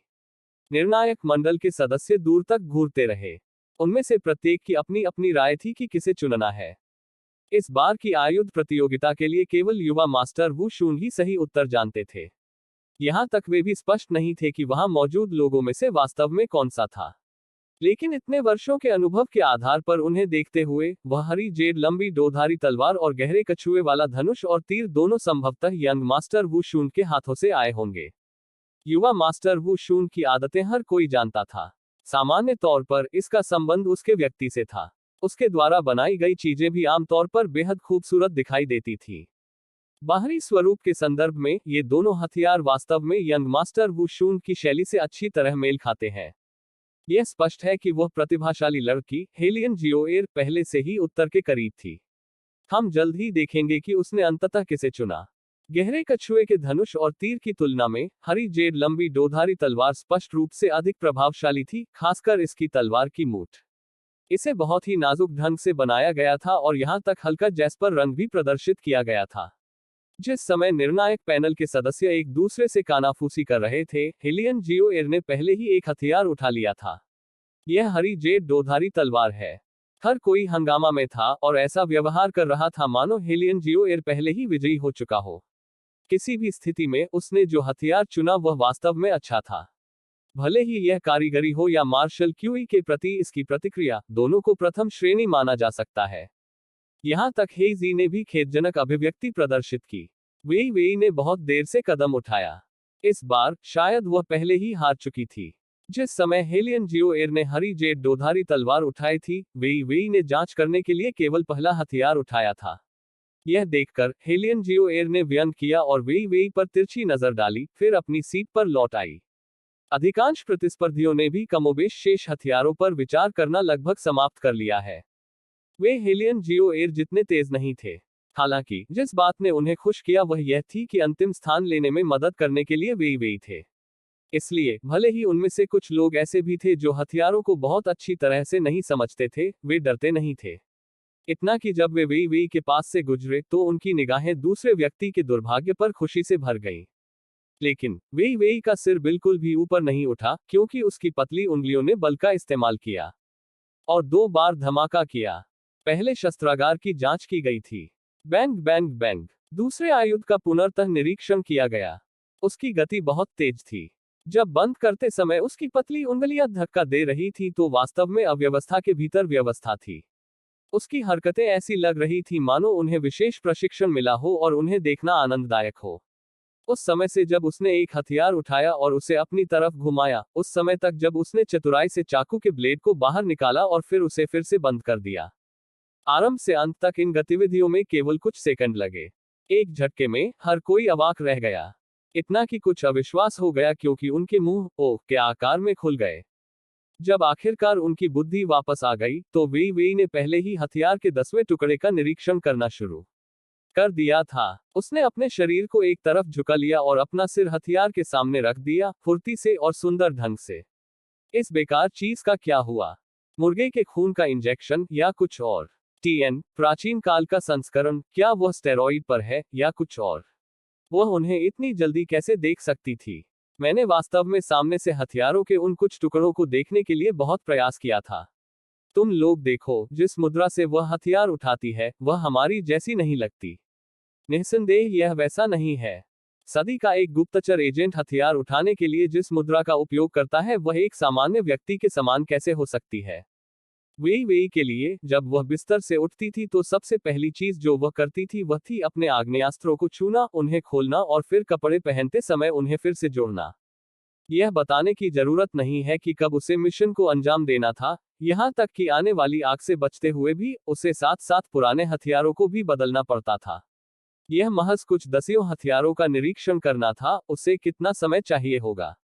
जब वह कक्षा के दौरान बेसुध होकर ऊब जाती थी तो वह खेलने के लिए हथियार के हिस्से निकाल लेती थी और साथ ही उसे शिक्षकों से बचने के मौके भी ढूंढने पड़ते थे। शुरुआत में ही उसने अपने शरीर को एक शिल्पकार की शुद्ध अग्नि की तरह बनने के लिए प्रशिक्षित कर लिया था। अगर वह इन चीजों को संभाल भी नहीं सकती तो वह हथियार की दुकान कैसे खोल सकती थी और अपनी मालिक कैसे बन सकती थी? धमाका। जब वेई वेई ने आखिरी हथियार डाला, जिन लोगों ने मूल रूप से उसे बहुत पीछे छोड़ दिया था, उन सभी का रंग रूप बदल गया। उन्होंने वास्तव में इतनी जल्दी किसी को नहीं देखा है। कितना समय हो गया था और उसने पहले ही सभी हथियारों की जांच पूरी कर ली थी। क्या वह देखने के लिए अपनी आंखों का उपयोग भी करती थी या नहीं? उसने बस अपने हाथ का इस्तेमाल किया और 1-2 बार ऐसे ही घूमी। क्या इसे निरीक्षण माना जा सकता है? प्रतियोगी अपनी हरकतें रोकने से खुद को नहीं रोक सके और वेई वेई को घूरते रहे जिन्होंने रोकने की पहल की थी। उन प्रतिस्पर्धियों का तो जिक्र ही नहीं जो चकित थे, यहां तक कि शस्त्रागार विशेषज्ञों के लिए भी जो निर्णायक पैनल की सम्माननीय सीटों पर थे। यह पहली बार था जब उन्होंने किसी को इस तरह से शस्त्रागारों का निरीक्षण करते देखा था। आखिरकार यह निर्धारित करने के लिए कि कोई हथियार अच्छा था या नहीं, व्यापक निर्णय लेने से पहले कई पहलुओं को देखना आवश्यक था। वेई वेई ने जो किया वैसा कुछ वास्तव में शायद ही कभी देखा गया हो। युवा मास्टर, इसे देखो। निर्णायक पैनल के सदस्यों में से एक ने जिंग वुशून का सामना किया और दूसरी ओर देखा। जिंग वुशून के हाथ में जो चाय का प्याला था उसमें चाय के पानी से लहरें उठने लगी, क्योंकि उसने पानी की तरह धीरे से 2 शब्द बोले। बहुत तेज। यह वास्तव में बहुत तेज है। किसी ने बातचीत में हस्तक्षेप किया। हालांकि जब वह अपने पास मौजूद हथियारों का निरीक्षण करती है तो गलती करना बहुत आसान होता है। बहुत तेज होना जरूरी नहीं है। अक्सर कोई भी बहुत सारी जानकारियों से चूक सकता है। युआन मिंग भी तर्क की इस पंक्ति को जानते थे। कहते हुए उसने अपनी भौहें ऊपर उठाई। लड़की, निर्णय लेने से पहले शायद तुम्हें उनका एक बार और निरीक्षण करना चाहिए। कोई जरूरत नहीं है। वेई वेई की उंगलियां मुड़ी और टेबल टॉप से एक हथियार उठाया। यह यही है। सभी उसकी आवाज की ओर मुड़ गए। उसके हाथ में चीज देखकर हर तरफ सिसकारी की आवाजें गूंज उठी। अभी एक क्षण पहले जब उन्होंने उसकी ऐसी सुंदर हरकतें देखी तो उन्होंने सोचा कि वह कोई उत्कृष्ट हथियार चुनेगी। कम से कम इसकी तुलना हेलियन जियोएयर के गहरे कछुए वाले धनुष और तीर से की जानी चाहिए। उन्हें उम्मीद नहीं थी कि उसने आश्चर्यजनक रूप से काले रंग की लाख वाली छतरी चुनी होगी। वह छाते का हैंडल भी सोने या चांदी के दो रंगों में से एक नहीं था, बल्कि सबसे आम काला रंग था। दूर से देखने पर एक तरह का घिसा पिटा और जर्जर होने का एहसास भी हो रहा था। सबसे पहले अन्य चीजों का जिक्र न करते हुए केवल इस हथियार का बाहरी स्वरूप पहले से ही इसके मूल्य को कम कर देगा। यह बिल्कुल भी प्रथम श्रेणी के हथियार जैसा नहीं दिखता था। इसके अलावा किसी भी अन्य कारक की तुलना में एक अच्छे हथियार को उसकी आक्रमण शक्ति के लिए सावधानी पूर्वक चुना गया था। एक छाता। बाह, क्या उसने सोचा कि हम बारिश से सुरक्षा के लिए दैनिक उपयोग के लिए कोई वस्तु ढूंढ रहे हैं। मंच के नीचे ठहाकों की आवाज गूंज उठी। उपहास का आभामंडल विशेष रूप से सघन था। यही परिणाम है कि मिस हेलियन को चुनने में कठिनाई हो रही थी, इसलिए उन्होंने व्यवहारिक दृष्टिकोण से शुरुआत की। हालांकि क्या उस छाते का रंग वास्तव में मिस हेलियन के चेहरे से मेल नहीं खाता है? वे एक जैसे काले रंग के हैं। हा हा हा हा। हेलियन जियोएयर भी जोर से हंसने से खुद को नहीं रोक सकी। हालांकि वह यह नहीं भूली कि वह लोगों के सामने थी, इसलिए उसने जितना संभव हो सके अपने मुंह के कोनों को दबाया और जैसा कि उसने कहा था, पूरी तरह से सहानुभूतिपूर्ण दिखी। सबसे बड़ी बहन, यदि आप पहले कोई अन्य हथियार चुन ले तो कैसा रहेगा? यदि आप यह छाता चुनते हैं तो यह निश्चित रूप से आपके द्वारा अभी किए गए मेहनती और शानदार प्रदर्शन की बर्बादी होगी, आप जानते हैं। हेलियन जियोएयर को पहले तो ऐसा लगा जैसे वह हेलियन वेई वेई की ओर से विचार कर रही थी, लेकिन वास्तव में जब इन परिस्थितियों में इस तरह के शब्द बोले गए तो हर कोई न केवल वेई वेई के प्रति सहानुभूति नहीं रखेगा, बल्कि वे यहां तक करेंगे कि उसने केवल सभी का ध्यान आकर्षित करने के उद्देश्य से इतनी जल्दी हथियारों का निरीक्षण पूरा कर लिया है। जैसा कि अपेक्षित था, एक बार जब हेलियन जियोएयर के शब्दों की आवाज कम हो गई तो वेई वेई को देखने के लिए हर किसी की नजर तुरंत और भी अधिक तिरस्कारपूर्ण हो गई। कुछ लोग वास्तव में जानते हैं कि कैसे कार्य करना है। क्या यह वैसा ही नहीं है? यह केवल एक के बाद एक तरकीबें हैं। कोई आश्चर्य नहीं कि वह ग्रैंड मास्टर जी जून का पक्ष ले सकती है। स्पष्ट रूप से यह भी नहीं पता कि हथियार क्या है, फिर भी निर्णायक पैनल के सदस्यों का ध्यान आकर्षित करने के लिए वहां एक नाटक कर रहा है। वास्तव में घृणित है। एक एक करके उपहास की ध्वनियां चारों ओर फैल गईं। हेलियन जियोएयर की आंखें थोड़ी नीचे झुक गईं और उसके सिंदूरी होंठ मुस्कुराहट में बदल गए। वह जो चाहती थी वह बिल्कुल यही प्रभाव था। भले ही यह फूहड़ पहले की तरह क्रोधित न हो, उसका लक्ष्य फिर भी हासिल हो गया। वह बस यही चाहती थी कि इस फूहड़ को, जो हर तरह से उसकी आंखों का कांटा था, हजारों की भीड़ में तिरस्कृत होने का स्वाद मिले।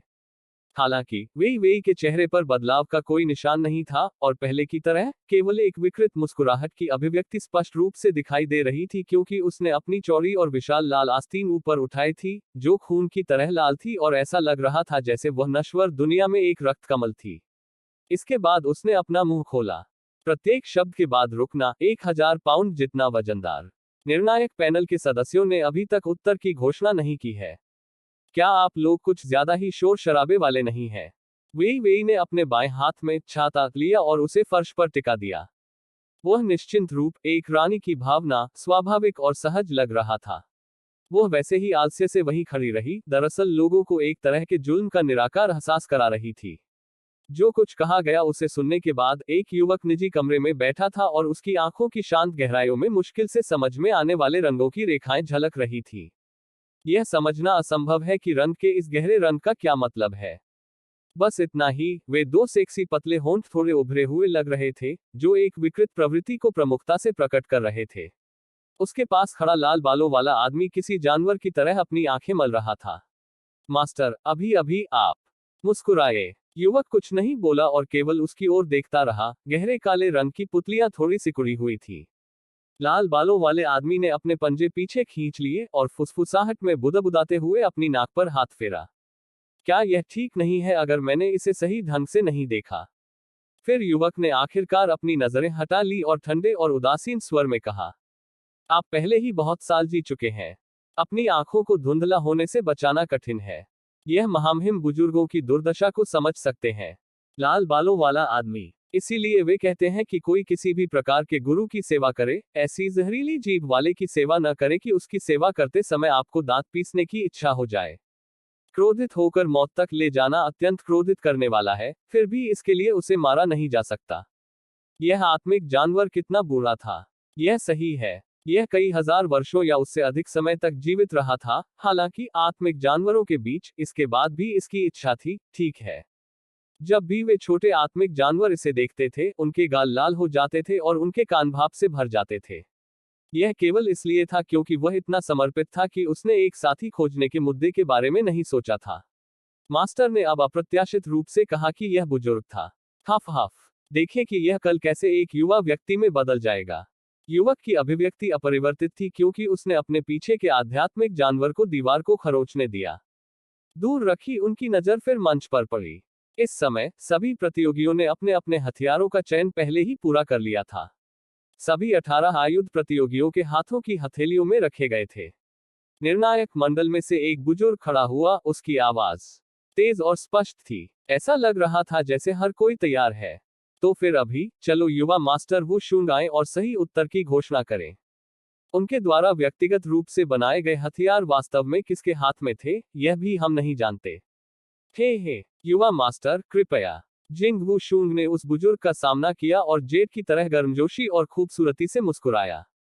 जब वह चलता था तो उसकी आस्तीन के कफ से एक औषधीय गंध आती थी और हर किसी की सांसें थम जाती थी। मूल रूप से लोगों ने सोचा था कि वह हेलियन जियोएर के पक्ष में खड़े होंगे, क्योंकि वह पहले ही उस स्थान पर पहुंच गया था। हालांकि किसी ने यह अनुमान नहीं लगाया था कि एक पल में वह आश्चर्यजनक रूप से वेई वेई के सामने खड़ा हो जाएगा। दोनों लोगों की निगाहें एक दूसरे की ओर देखने लगी। वेई वेई की भौहें उछल गईं।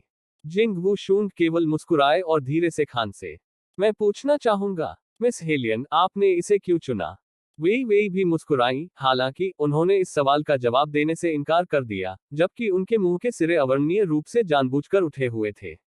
ऐसा लगता है कि प्रतियोगिता में प्रतिस्पर्धी को अपनी पसंद का कारण बताने के लिए कोई नियम नहीं है, चाहे वो आज का जमाना हो या पुराना जमाना।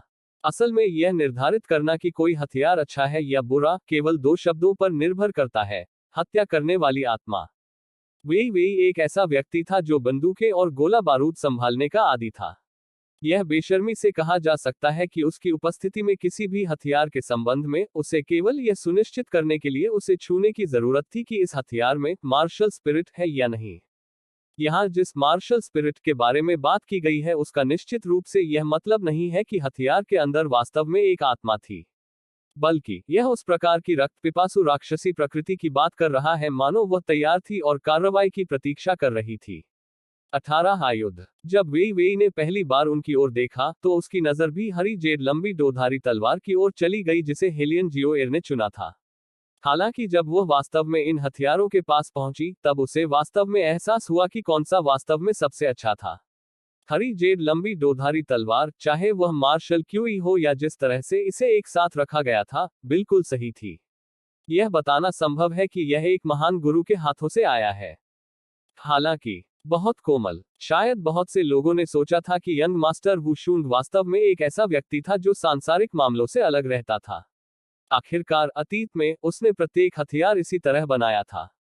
लेकिन वेई वेई को बिल्कुल भी विश्वास नहीं हुआ कि वह इतना सज्जन था। बेली जियाजू के पीछा करने से बचने में उसकी मदद करने के लिए उसने जो कदम उठाया, उससे कोई भी यह बता सकता है कि वह उस तरह का व्यक्ति नहीं था जैसा अफवाहों ने उसे बताया था। इसके विपरीत, एक प्रतिष्ठित शस्त्रागार परिवार में जन्मे एक युवा मास्टर के संबंध में वर्षों से बीमारी से पीड़ित होने के कारण उसके दिल की गहराई में कुछ न कुछ जरूर छिपा होगा। इससे यह भी संकेत मिलता है कि उनकी कला का सबसे उत्तम काम बिल्कुल भी उतना गुनगुना नहीं होगा। बेशक सबसे महत्वपूर्ण बात यह थी कि उसके हाथ में यह छाता असली छाता नहीं था। इस बिंदु पर सोचने के बाद वेई वेई के पतले होंठ ऊपर की ओर मुड़ गए क्योंकि उसकी उंगलियां एक नाजुक पुश बटन पर फिसल गईं। उसके मुंह के कोनों में शैतानी की झलक झलक रही थी। अब यही मामले की जड़ थी। यदि उसने गलत अनुमान नहीं लगाया है तो यह छाता उसके द्वारा पहले बनाए गए wing of the night God के समान होना चाहिए, जिसमें विभिन्न दृष्टिकोणों से सर्वोत्तम परिणाम हो। और फिर लिटिल व्हाइट ने पहले ही कहा था कि हथियार बनाने के लिए दुनिया की सबसे अच्छी सामग्री जिंग वू शून के हाथ में थी। यह सामग्री अन्य सामग्रियों से किस प्रकार भिन्न थी, यह जिंग वू शून के अलावा कोई नहीं जानता था। शायद यह इस छतरी के भीतर छिपा है। वेई वेई ने फिर से छाता आगे बढ़ाया। जिंगवू शून की कुछ गहरी आंखों का सामना किया और मुस्कुराए। उसने शोर शराबे वाले माहौल पर जरा भी ध्यान नहीं दिया। जिंगवू शूंग ने धीरे से कुछ बार खांसा, फिर उसने सचमुच कुछ असहायता से अपना सिर हिलाया। मंच के नीचे गालियों की आवाजें फिर से गूंज उठी। उन्होंने नहीं सोचा था कि यह लड़की जो कुछ भी नहीं जानती इतनी घमंडी हो सकती है। आप क्या कर रहे हैं? युवा मास्टर ने केवल यह देखा कि वह बहुत दयनीय है, इसलिए वह उससे छाता चुनने का कारण पूछकर उसकी मदद कर रहा है। वह एक चरित्रवान है, ठीक है, वह वास्तव में खुद को गंभीरता से लेती है। हेलियन जियो एयर के पास खड़ी निजी नौकरानी ने तिरस्कार पूर्वक अपने होंठ भींच लिए। हेलियन जियो एयर ने अपनी आंखें सिकोड़ ली और कुछ नहीं बोली। उसकी आंखों में अलग अलग स्तर की आत्मसंतुष्टि थी। इससे कोई फर्क नहीं पड़ता कि उस फूहड़ के साथ क्या हो रहा था, इस बार जो व्यक्ति जीतेगा वह निश्चित रूप से वही होगी। हालांकि चाहे कुछ भी हो, हेलियन जियो एयर कल्पना नहीं कर सकता था कि जिंगवू शूंग अप्रत्याशित रूप से अगली खांसी के बाद वेई वेई के हाथ में छाता उठा लेगा। सबसे पहले मंच के नीचे से देख रहे लोगों की तो बात ही मत कीजिए, यहां तक जजिंग पैनल के सदस्य भी हैरान रह गए। यंग मास्टर के कहने का आशय यह था कि वह छाता उनके द्वारा बनाया गया था। जब उन्होंने अविश्वास से पूछा तो बड़ों की आंखें खुली रह गईं। युवा मास्टर, यह हथियार का यह टुकड़ा मेरे द्वारा बनाया गया था। बाकी सभी अलग अलग स्कूलों के मास्टर से आए थे। जिंगवू शूंग ने धीरे से खांसा और अपनी सांसें रोक ली, फिर वह शालीनता से मुस्कुराया। इसलिए हेलियन परिवार की सबसे बड़ी बेटी हेलियन वेई वेई सच्ची विजेता है। यह असंभव है। सबने एक रैकेट बनाना शुरू कर दिया। यह कैसे हो सकता है? युवा मास्टर वू शून के हाथ केवल एक छाता कैसे बना सकते हैं? इससे मार्शल कलाकार जो केवल हथियारों को देखने के उद्देश्य से आए थे, पूरी तरह से परेशान हो गए। यह कैसा मजाक था? इस तरह के लोगों के साथ एक भव्य शस्त्रागार सम्मेलन को मूर्ख बनाया गया और यह दावा किया गया कि यह दुनिया का सबसे अद्भुत हथियार था। बुजुर्ग ने देखा कि मंच के नीचे मार्शल कलाकारों की आंखें लाल हो रही थी और तुरंत कुछ हद तक घबरा गए। उन्होंने निश्चित रूप से पहले इस तरह की स्थिति का सामना नहीं किया था।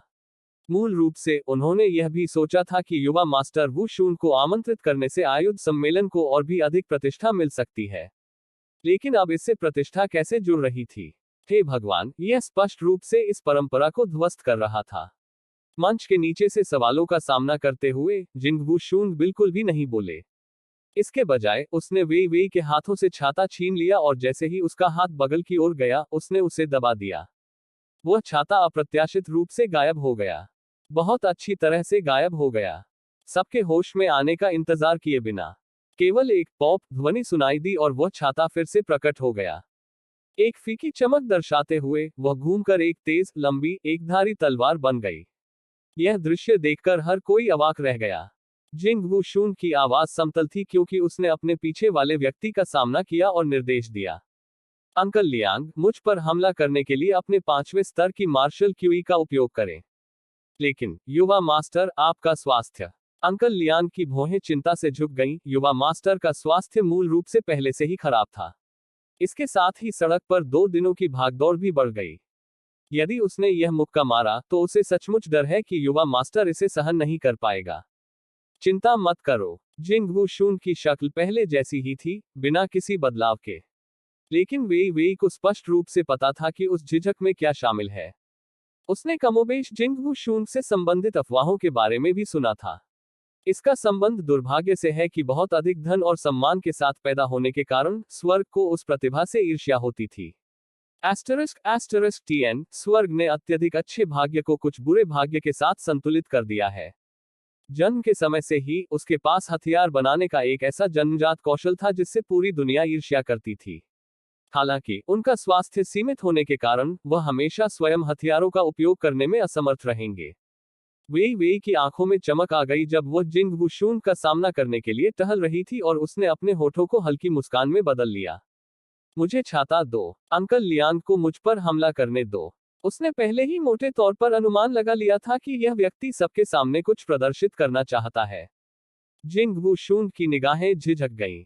इसके बाद उन्होंने हाथ बढ़ाकर वह छाता हाथ में दे दिया। एकांत कक्ष में बैठे यह दृश्य देख रहे युवक की आंखों की गुप्त गहराइयों में एक ठंडा विचार अंकित हो गया। जाहिर है, उसे अपने शिकार को ठीक से बताने के लिए कुछ समय आरक्षित रखना चाहिए। उसे सचमुच यह पसंद नहीं था कि दूसरे लोग उसकी चीजों को छुएं। जैसे ही उसने अपने मुंह के कोनों को मोड़ा, उसकी जीभ की नोक उसके होंठों की पंखुड़ियों पर घूम गई। उसके लंबे काले बाल उस तरह की बुरी प्रवृत्तियों से लटके हुए थे जो किसी की आत्मा को खींचते और ललचाते थे। लाल बालों वाले आदमी की खोपड़ी उसकी मुस्कुराहट को देखकर सुन्न हो गई, और वेई वेई को मंच पर खड़े होकर अपना हाथ बढ़ाते और घुमाते हुए देखते हुए फर्श को खरोचने के लिए उन पंजों को फैलाना जारी रखा। उस काले छाते ने अप्रत्याशित रूप से एक चांदी जैसी रोशनी काट दी जो यहां दिखाई नहीं देनी चाहिए थी। वह था, लाल बालों वाले आदमी की भौहें उछल गईं क्योंकि उसने स्पिरिट फॉरेस्ट में दिखाई देने वाली चीज को पहचानने के लिए अपना ध्यान केंद्रित किया। यह अब दिलचस्प होता जा रहा है। अंकल लियांग, आओ। वेई वेई ने हल्के से अपने होठों को मोड़कर मुस्कुराहट दी और अपने हाथ में छाते का हैंडल पकड़ते हुए एक तरफ झुक गई। इस बार अंकल लियांग ने संकोच नहीं किया क्योंकि क्यूई उनकी हथेली के केंद्र में एकत्रित हो गई। वे वेई वेई की दिशा की ओर मुड़े और हमला कर दिया। बस एक धमाका था दिल। वेई वेई ने छाता ऊपर उठाया, उनका फिगर बिल्कुल भी नहीं हिला। हमले की सारी शक्ति छतरी के निराकार सुरक्षात्मक अवरोध द्वारा कायम थी। जैसे ही क्यूई की परतें वापस लौटी, यह धीरे धीरे खुल गया।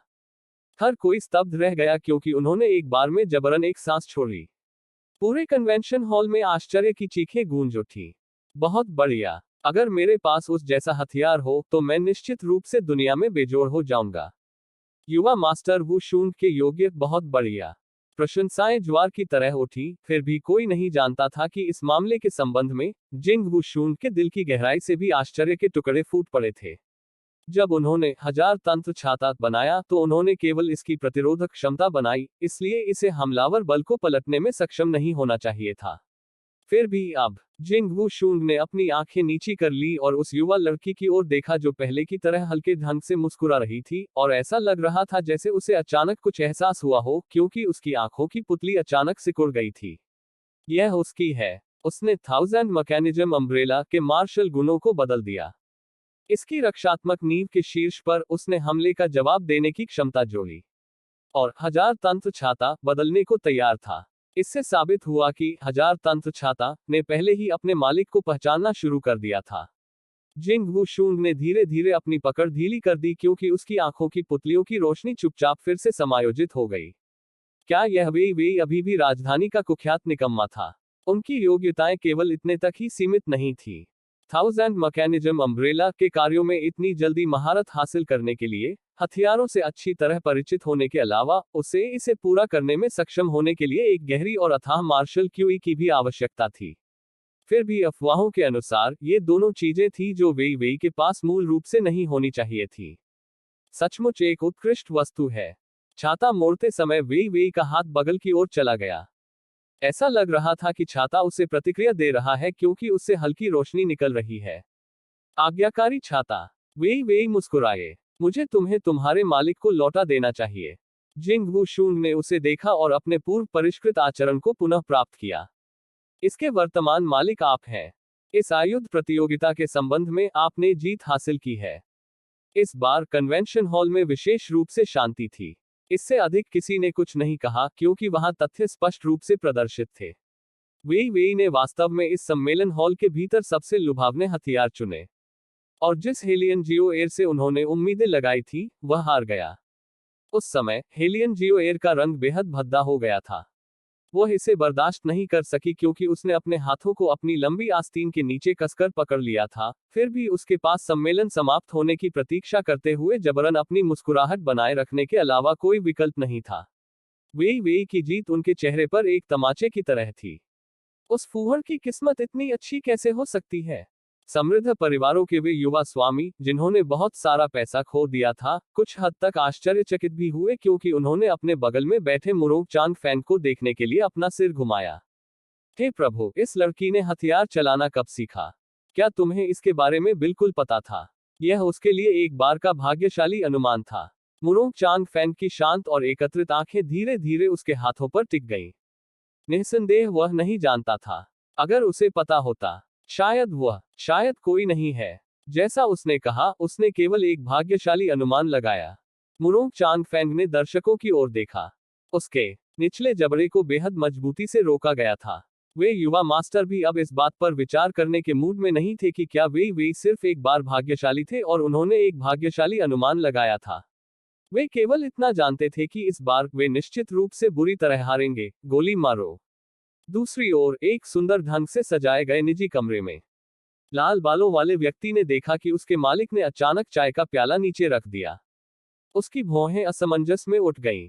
मास्टर, हम अंत तक नहीं देख रहे हैं। युवक ने उसे बिल्कुल भी उत्तर नहीं दिया, इसके बजाय उसने धीरे धीरे अपने होठों को आकर्षक ढंग से मोड़कर एक ऐसी मुस्कान बना दी जो मुस्कुराहट नहीं थी, जबकि लोगों को बाहरी रूप से दयालु लेकिन आंतरिक रूप से दुष्ट होने का आभास दे रहा था।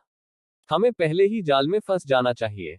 कौन सा जाल ढो? लाल बालों वाले व्यक्ति ने अभी भी घटनास्थल से कोई प्रतिक्रिया नहीं दी थी। युवक ने हड़बड़ी में अपनी आस्तीनें सीधी की और प्रत्येक शब्द के बाद रुकते हुए कहा, लोमड़ी को पकड़ने के लिए जाल। अपनी बात खत्म करने के बाद वह युवक उठ खड़ा हुआ, उसका शरीर सफेद फर के लिबादे से ढका हुआ था। आस्तीनें पंखों की तरह थोड़ी ऊपर उठी हुई थी, बेहद बर्फ जैसी ठंडी। 100 मीटर के भीतर कोई भी आधा कदम आगे बढ़ने की हिम्मत नहीं कर सकता था। इस उत्तम दर्जे के उत्कृष्ट आकर्षण से युक्त, यदि यह वर्तमान तीसरा राजकुमार बेली जियाजू नहीं होता, तो और कौन हो सकता था? अभी भी कुछ लोग थे जो इस नतीजे पर विश्वास करने को तैयार नहीं थे, खासकर वे जिन्होंने प्रतिस्पर्धा की थी। यदि वे हेलियन जियो एयर से हार गए, तो कम से कम उनके लिए दूसरों के नुकसान के बारे में बात करना तुलनात्मक रूप से आसान होगा, क्योंकि उससे हार को स्वीकार करना आसान होगा। लेकिन मार्शल क्यू के बिना एक बेकार से हारना, इसके बारे में सोचने मात्र से उनके दिल असहज महसूस करने लगे। हेलियन वे को निश्चित रूप से इसकी परवाह नहीं थी कि वे इसके साथ सहज थे या नहीं, क्योंकि उसके मुंह के कोनों में एक उदासीन मुस्कुराहट की अभिव्यक्ति थी। अपनी ओर निर्देशित उन निगाहों पर ध्यान दिए बिना उसने कुछ चीजें पैक की और अभी अभी प्राप्त खजाना, हजार तंत्र छाता को दूर रख दिया। उसने सहजता से अपने कपड़े बदले और ठीक से भेष धारण किया, फिर जाकर जुए में जीती अपनी रकम इकट्ठा करने की योजना बनाई। किसी प्रतियोगिता को जीतने और इस प्रक्रिया में पैसा कमाने से अधिक आनंददायक क्या हो सकता है? जब वे चल रही थी, तो वह खुशी से सीटी बजा रही थी। परिणाम? आपने क्या कहा? 2 मिलियन टेल्स। वे ने अपने हाथ में बिल को देखा। हमेशा शांत रहने वाली आंखों में अब हल्की लहरें थीं। किसी ने मुझ पर 10,000 टेल्स का दांव लगाया है। और सोने में भी। दुनिया में कौन कितना बीमार था? क्या वे नहीं जानते थे कि वह बेकार थी? और उन्होंने उस पर पैसों का भी दांव लगाया। जुए का प्रबंध करने वाले व्यक्ति ने अपना सिर हिलाया, क्योंकि उसका शरीर पीछे की ओर सिकुड़ गया था। युआन मिंग हाहा हंसी में गरजा। एक शर्त लगाओ, 10 लगाओ, लड़की, इस बार तुम सचमुच सबसे पहले गिरी। वे ने अपनी ठुड्डी पर हाथ फेरते हुए अपनी आंखें सिकोड़ ली। जब उसने जुए के अड्डे का प्रबंधन करने वाले व्यक्ति से उस व्यक्ति के बारे में पूछा, तो उसकी भौहें तन गईं। वह व्यक्ति कौन था जिसने मुझ पर दांव लगाया था? क्या तुम्हें अब भी याद है? उन्होंने सिर हिलाया। मुझे याद है। उस व्यक्ति का सिर लाल बालों वाला था, उसने बेहतरीन कपड़े पहने हुए थे और वह दूसरी मंजिल पर चाय पी रहा था। दूसरी मंजिल। जैसे ही वे ने अपना छाता उठाया, मुड़ी और ऊपर जाने की योजना बना रही थी, वे की आंखों में रोशनी का एक निशान चमक गया। यह कहते हुए सट्टा लगाने वाले व्यक्ति ने आह भरी। बॉस, क्या आप वास्तव में यह सारा पैसा उस व्यक्ति तक पहुंचाने की योजना बना रहे हैं? यह कैसे संभव है? जब वे ने उसकी ओर देखा, तो वह पूरी तरह से चकित रह गई। तुम्हें यह गलतफहमी कहां से हुई? मैनेजर को हिचकी आई। तो फिर तुम वहां किस लिए घूम रहे हो? क्या आप पकड़े जाने की तलाश में हैं? मैं मोल तोल करने जा रहा हूं। वे ने अपने होठों को मुस्कुराहट में घुमाया, जिसमें बुरे प्रभाव का संकेत झलक रहा था। फीनिक्स हाउस की दूसरी मंजिल शीर्ष स्तर के निजी कमरों के लिए प्रसिद्ध थी। वे सभी लोग जो अंतिम समय में यहां रह सके, वे राजधानी के सबसे धनी और सम्मानित युवा स्वामी थे। वेटर के मुताबिक वह शख्स पिछले 12 घंटे से उस प्राइवेट रूम में बैठा हुआ था। उसने जो चीजें मांगी वे सबसे महंगी वस्तुएं ही थीं। ऐसा लग रहा था कि दूसरे पक्ष का प्रभाव छोटा नहीं था। हालांकि वे वास्तव में कल्पना नहीं कर सकती थी कि आर्मामेंट सिटी के भीतर उन 2 लोगों के अलावा, जिन्होंने उसके साथ साझेदारी की थी, और किसके पास इतने बड़े वित्तीय संसाधन हो सकते हैं। वे ने अपनी आंखों के सामने जुड़वा लकड़ी के दरवाजों को देखा और विनम्रता से उस पर दस्तक दी। तुरंत भीतर से एक गहरी और धीमी चुंबकीय आवाज आई। लकड़ी के दरवाजे से अलग, यह कुछ हद तक अलग था। अंदर आएं। केवल 2 सरल शब्द, फिर भी यह धातु की ध्वनि और पक्षियों के रोने जैसा था जब एक शीर्ष दोधारी तलवार म्यान खोल रही थी, जिसमें धातु की बनावट थी, जो वस्तुतः लोगों को सेवा करने का आदेश दे रही थी। वेई वेई ने मन ही मन सोचा, यह व्यक्ति आसपास के लोगों पर रौब जमाने में माहिर होगा। जब वह एक क्षण में मोल भाव कर लेती है, कीमत कम कर देती है, तो उसे अपनी सारी प्रभुता निकाल देनी चाहिए और सीधे दूसरे पक्ष को दबा देना चाहिए। इस बिंदु पर कोई भी यह कहे बिना नहीं रह सकता कि एक सपना मोटा और परिपूर्ण हो सकता है, लेकिन वास्तविकता वास्तव में कमजोर और अभावपूर्ण थी। जिस समय वेई वेई ने आत्मविश्वास से भरकर लकड़ी के दरवाजे को धक्का देकर खोला, उस समय वह व्यक्ति सजावटी लकड़ी के सोफे पर आधा झुका हुआ था और बस ऊपर देखने लगा। उसने उदासीनता से हाथ बदले, उसके बाल काली स्याही की तरह काले थे, जबकि कपड़े बर्फ की तरह सफेद थे। उसकी पतली उंगलियां हल्के सियान चीनी मिट्टी के चायदानी के ढक्कन पर लटकी हुई थी और उस समय सर्पिल रूप से उठ रही भाप का लाभ उठा रही थी। धुंधले कोहरे से अलग होकर जब उसने वेई वेई पर नजर डाली तो वह स्पष्ट था। जैसे ही उसकी ओर देखा गया, वेई वेई की पूरी खोपड़ी सुन्न हो गई, मानो उसे अचानक 10,000 साल पुराने बर्फ के घर के बीच में गिरा दिया गया हो। एक झटके में वह पहले से ही जड़ और सुस्त हो गई। वह यहाँ कैसे हो सकता है? अभी राजनीतिक स्थिति बहुत अराजक थी। हर कबीले के लोग हर समय शाही कबीले से छुटकारा पाने के लिए बेचैन रहते थे। उसके लिए राजधानी में रहना कोई बुरा विचार नहीं है। वह बिना कोई सूचना दिए आर्मामेंट सिटी क्यों भागेगा? क्या उसे डर नहीं था कि उसकी हत्या कर दी जाएगी? जरा ठहरिए, ऐसा नहीं हो सकता क्योंकि वह उसे पकड़ना चाहता था कि वह आया। हालांकि इस मामले में चिंता की कोई बात नहीं है। किसी भी मामले में वह पहले ही भेष बदल चुकी है। भले ही तीसरे राजकुमार के पास जादुई शक्ति हो, उसके लिए उसे एक नजर से पहचानना असंभव होगा। वेई वेई ने मन ही मन सोचा, जब तक उसका भेष बिल्कुल सही रहेगा, वह उसे पहचान नहीं पाएगा और किसी अपरिचित आदमी के साथ कुछ नहीं करेगा। जाहिर तौर पर उसके आगमन से उसके आराम में खलल पड़ा। उसका पूरा व्यक्तित्व ऐसा लगता था मानो वह बर्फ और बर्फ से पैदा हुआ हो, शुद्ध और महान और दोषरहित। उसमें एक दुष्टतापूर्वक भ्रामक प्रकार का आत्मनियंत्रण था, जिससे उसकी मन स्थिति का कोई संकेत भी बाहर नहीं आ रहा था। उसने गहरी छुपी निगाहों से उसकी ओर देखा, जिससे कोई भी उसके मूड का अंदाजा नहीं लगा सका कि वह खुश है या गुस्से में। यहाँ आओ, तुम। जब वेई वेई ने उसकी ओर देखा तो उसे कुछ समझ नहीं आया। उसे शांत करने के बाद उसकी बातें करने वाली आंखें उसके मन के अंदर देखने के लिए उत्सुक हो रही थी। बेली जियाजू ने कमरे के बंद दरवाजे पर नजर डाली और धैर्यपूर्वक अपना गुस्सा शांत करते हुए एक बार फिर कहा, यहाँ आओ। वेई वेई की भौहें उछल गईं। थर प्रिंस बोलते समय एक पुरुष पर इस तरह की आवाज का इस्तेमाल क्यों कर रहे थे? यह अस्पष्ट रूप से विचारोत्तेजक क्यों था? क्या सचमुच जैसा कि उसे संदेह था, वह समलैंगिक था? वेई वेई ने इसके बारे में जितना अधिक बताया, उतना ही अधिक यह संभव लगने लगा, क्योंकि वह हल्के से मुस्कुराई और अपने पतले होंठ घुमाए। मुझे लगता है कि आपके प्रतिष्ठित व्यक्तित्व ने मेरी पहचान को गलत समझा है। मैं जुए के अड्डे का मालिक हूं और निश्चित रूप से कोई पुरुष अनुरक्षक नहीं हूं। पुरुष एस्कॉर्ट। डार्क इल्यूसरी स्पेस में छिपी अग्नि क्विलिन हैरान थी। किस कारण से इस महिला ने अचानक पुरुष एस्कॉर्ट्स का जिक्र किया? क्या उसने मास्टर को नहीं पहचाना? यह कैसे हो सकता? उन्हें एक दूसरे से मिले अभी केवल 2 दिन ही हुए हैं, है ना? ओह, उसे यह मिल गया है ऐसा इसलिए है क्योंकि वह छद्मवेश में है। अरे, क्या उसने सोचा था कि उसका यह भेष मालिक को मूर्ख बना सकता है? वह वास्तव में बहुत भोली थी। हे भगवान, जब वे बहुत समय पहले स्पिरिट फॉरेस्ट में थे, तो मास्टर ने पहले ही उसे देख लिया था, ठीक है। लेकिन आखिर पुरुष एस्कॉर्ट किस बारे में था? फायर किलिन की भौहें थोड़ी सख्त हो गईं। वास्तव में, यहाँ तक बेली जियाजू ने भी ऊपर देखा और वेई वेई की ओर फिर से देखने के लिए उसका सामना किया। उसके सामान्य व्यवहार से ऐसा प्रतीत होता है कि उसे पहचानना नहीं चाहिए था। अन्यथा, थर्ड प्रिंस के स्वभाव के आधार पर जब उसने पहली बार उसे देखा था, तो उसे पहले ही उस पर हमला कर देना चाहिए था, सीधे अपने फ्रीजिंग कौशल का उपयोग करना चाहिए था, और वो तुरंत मर जाती। फिर भी, अब उसने उस पर एक और नजर डाली, और उसके भीतर एक फीकी मुस्कान भी उभर रही थी। वेई वेई ने नीचे देखा और अपने मुंह के सिरे पर चाप छिपा लिया, जबकि वह खुद को विनम्र रखना चाहती थी। उसे थर्ड प्रिंस के साथ अपने पूर्व रवैये वाला व्यवहार नहीं करना चाहिए। व्यवसाय करते समय व्यक्ति को एक व्यवसाय के आचरण की आवश्यकता होती है।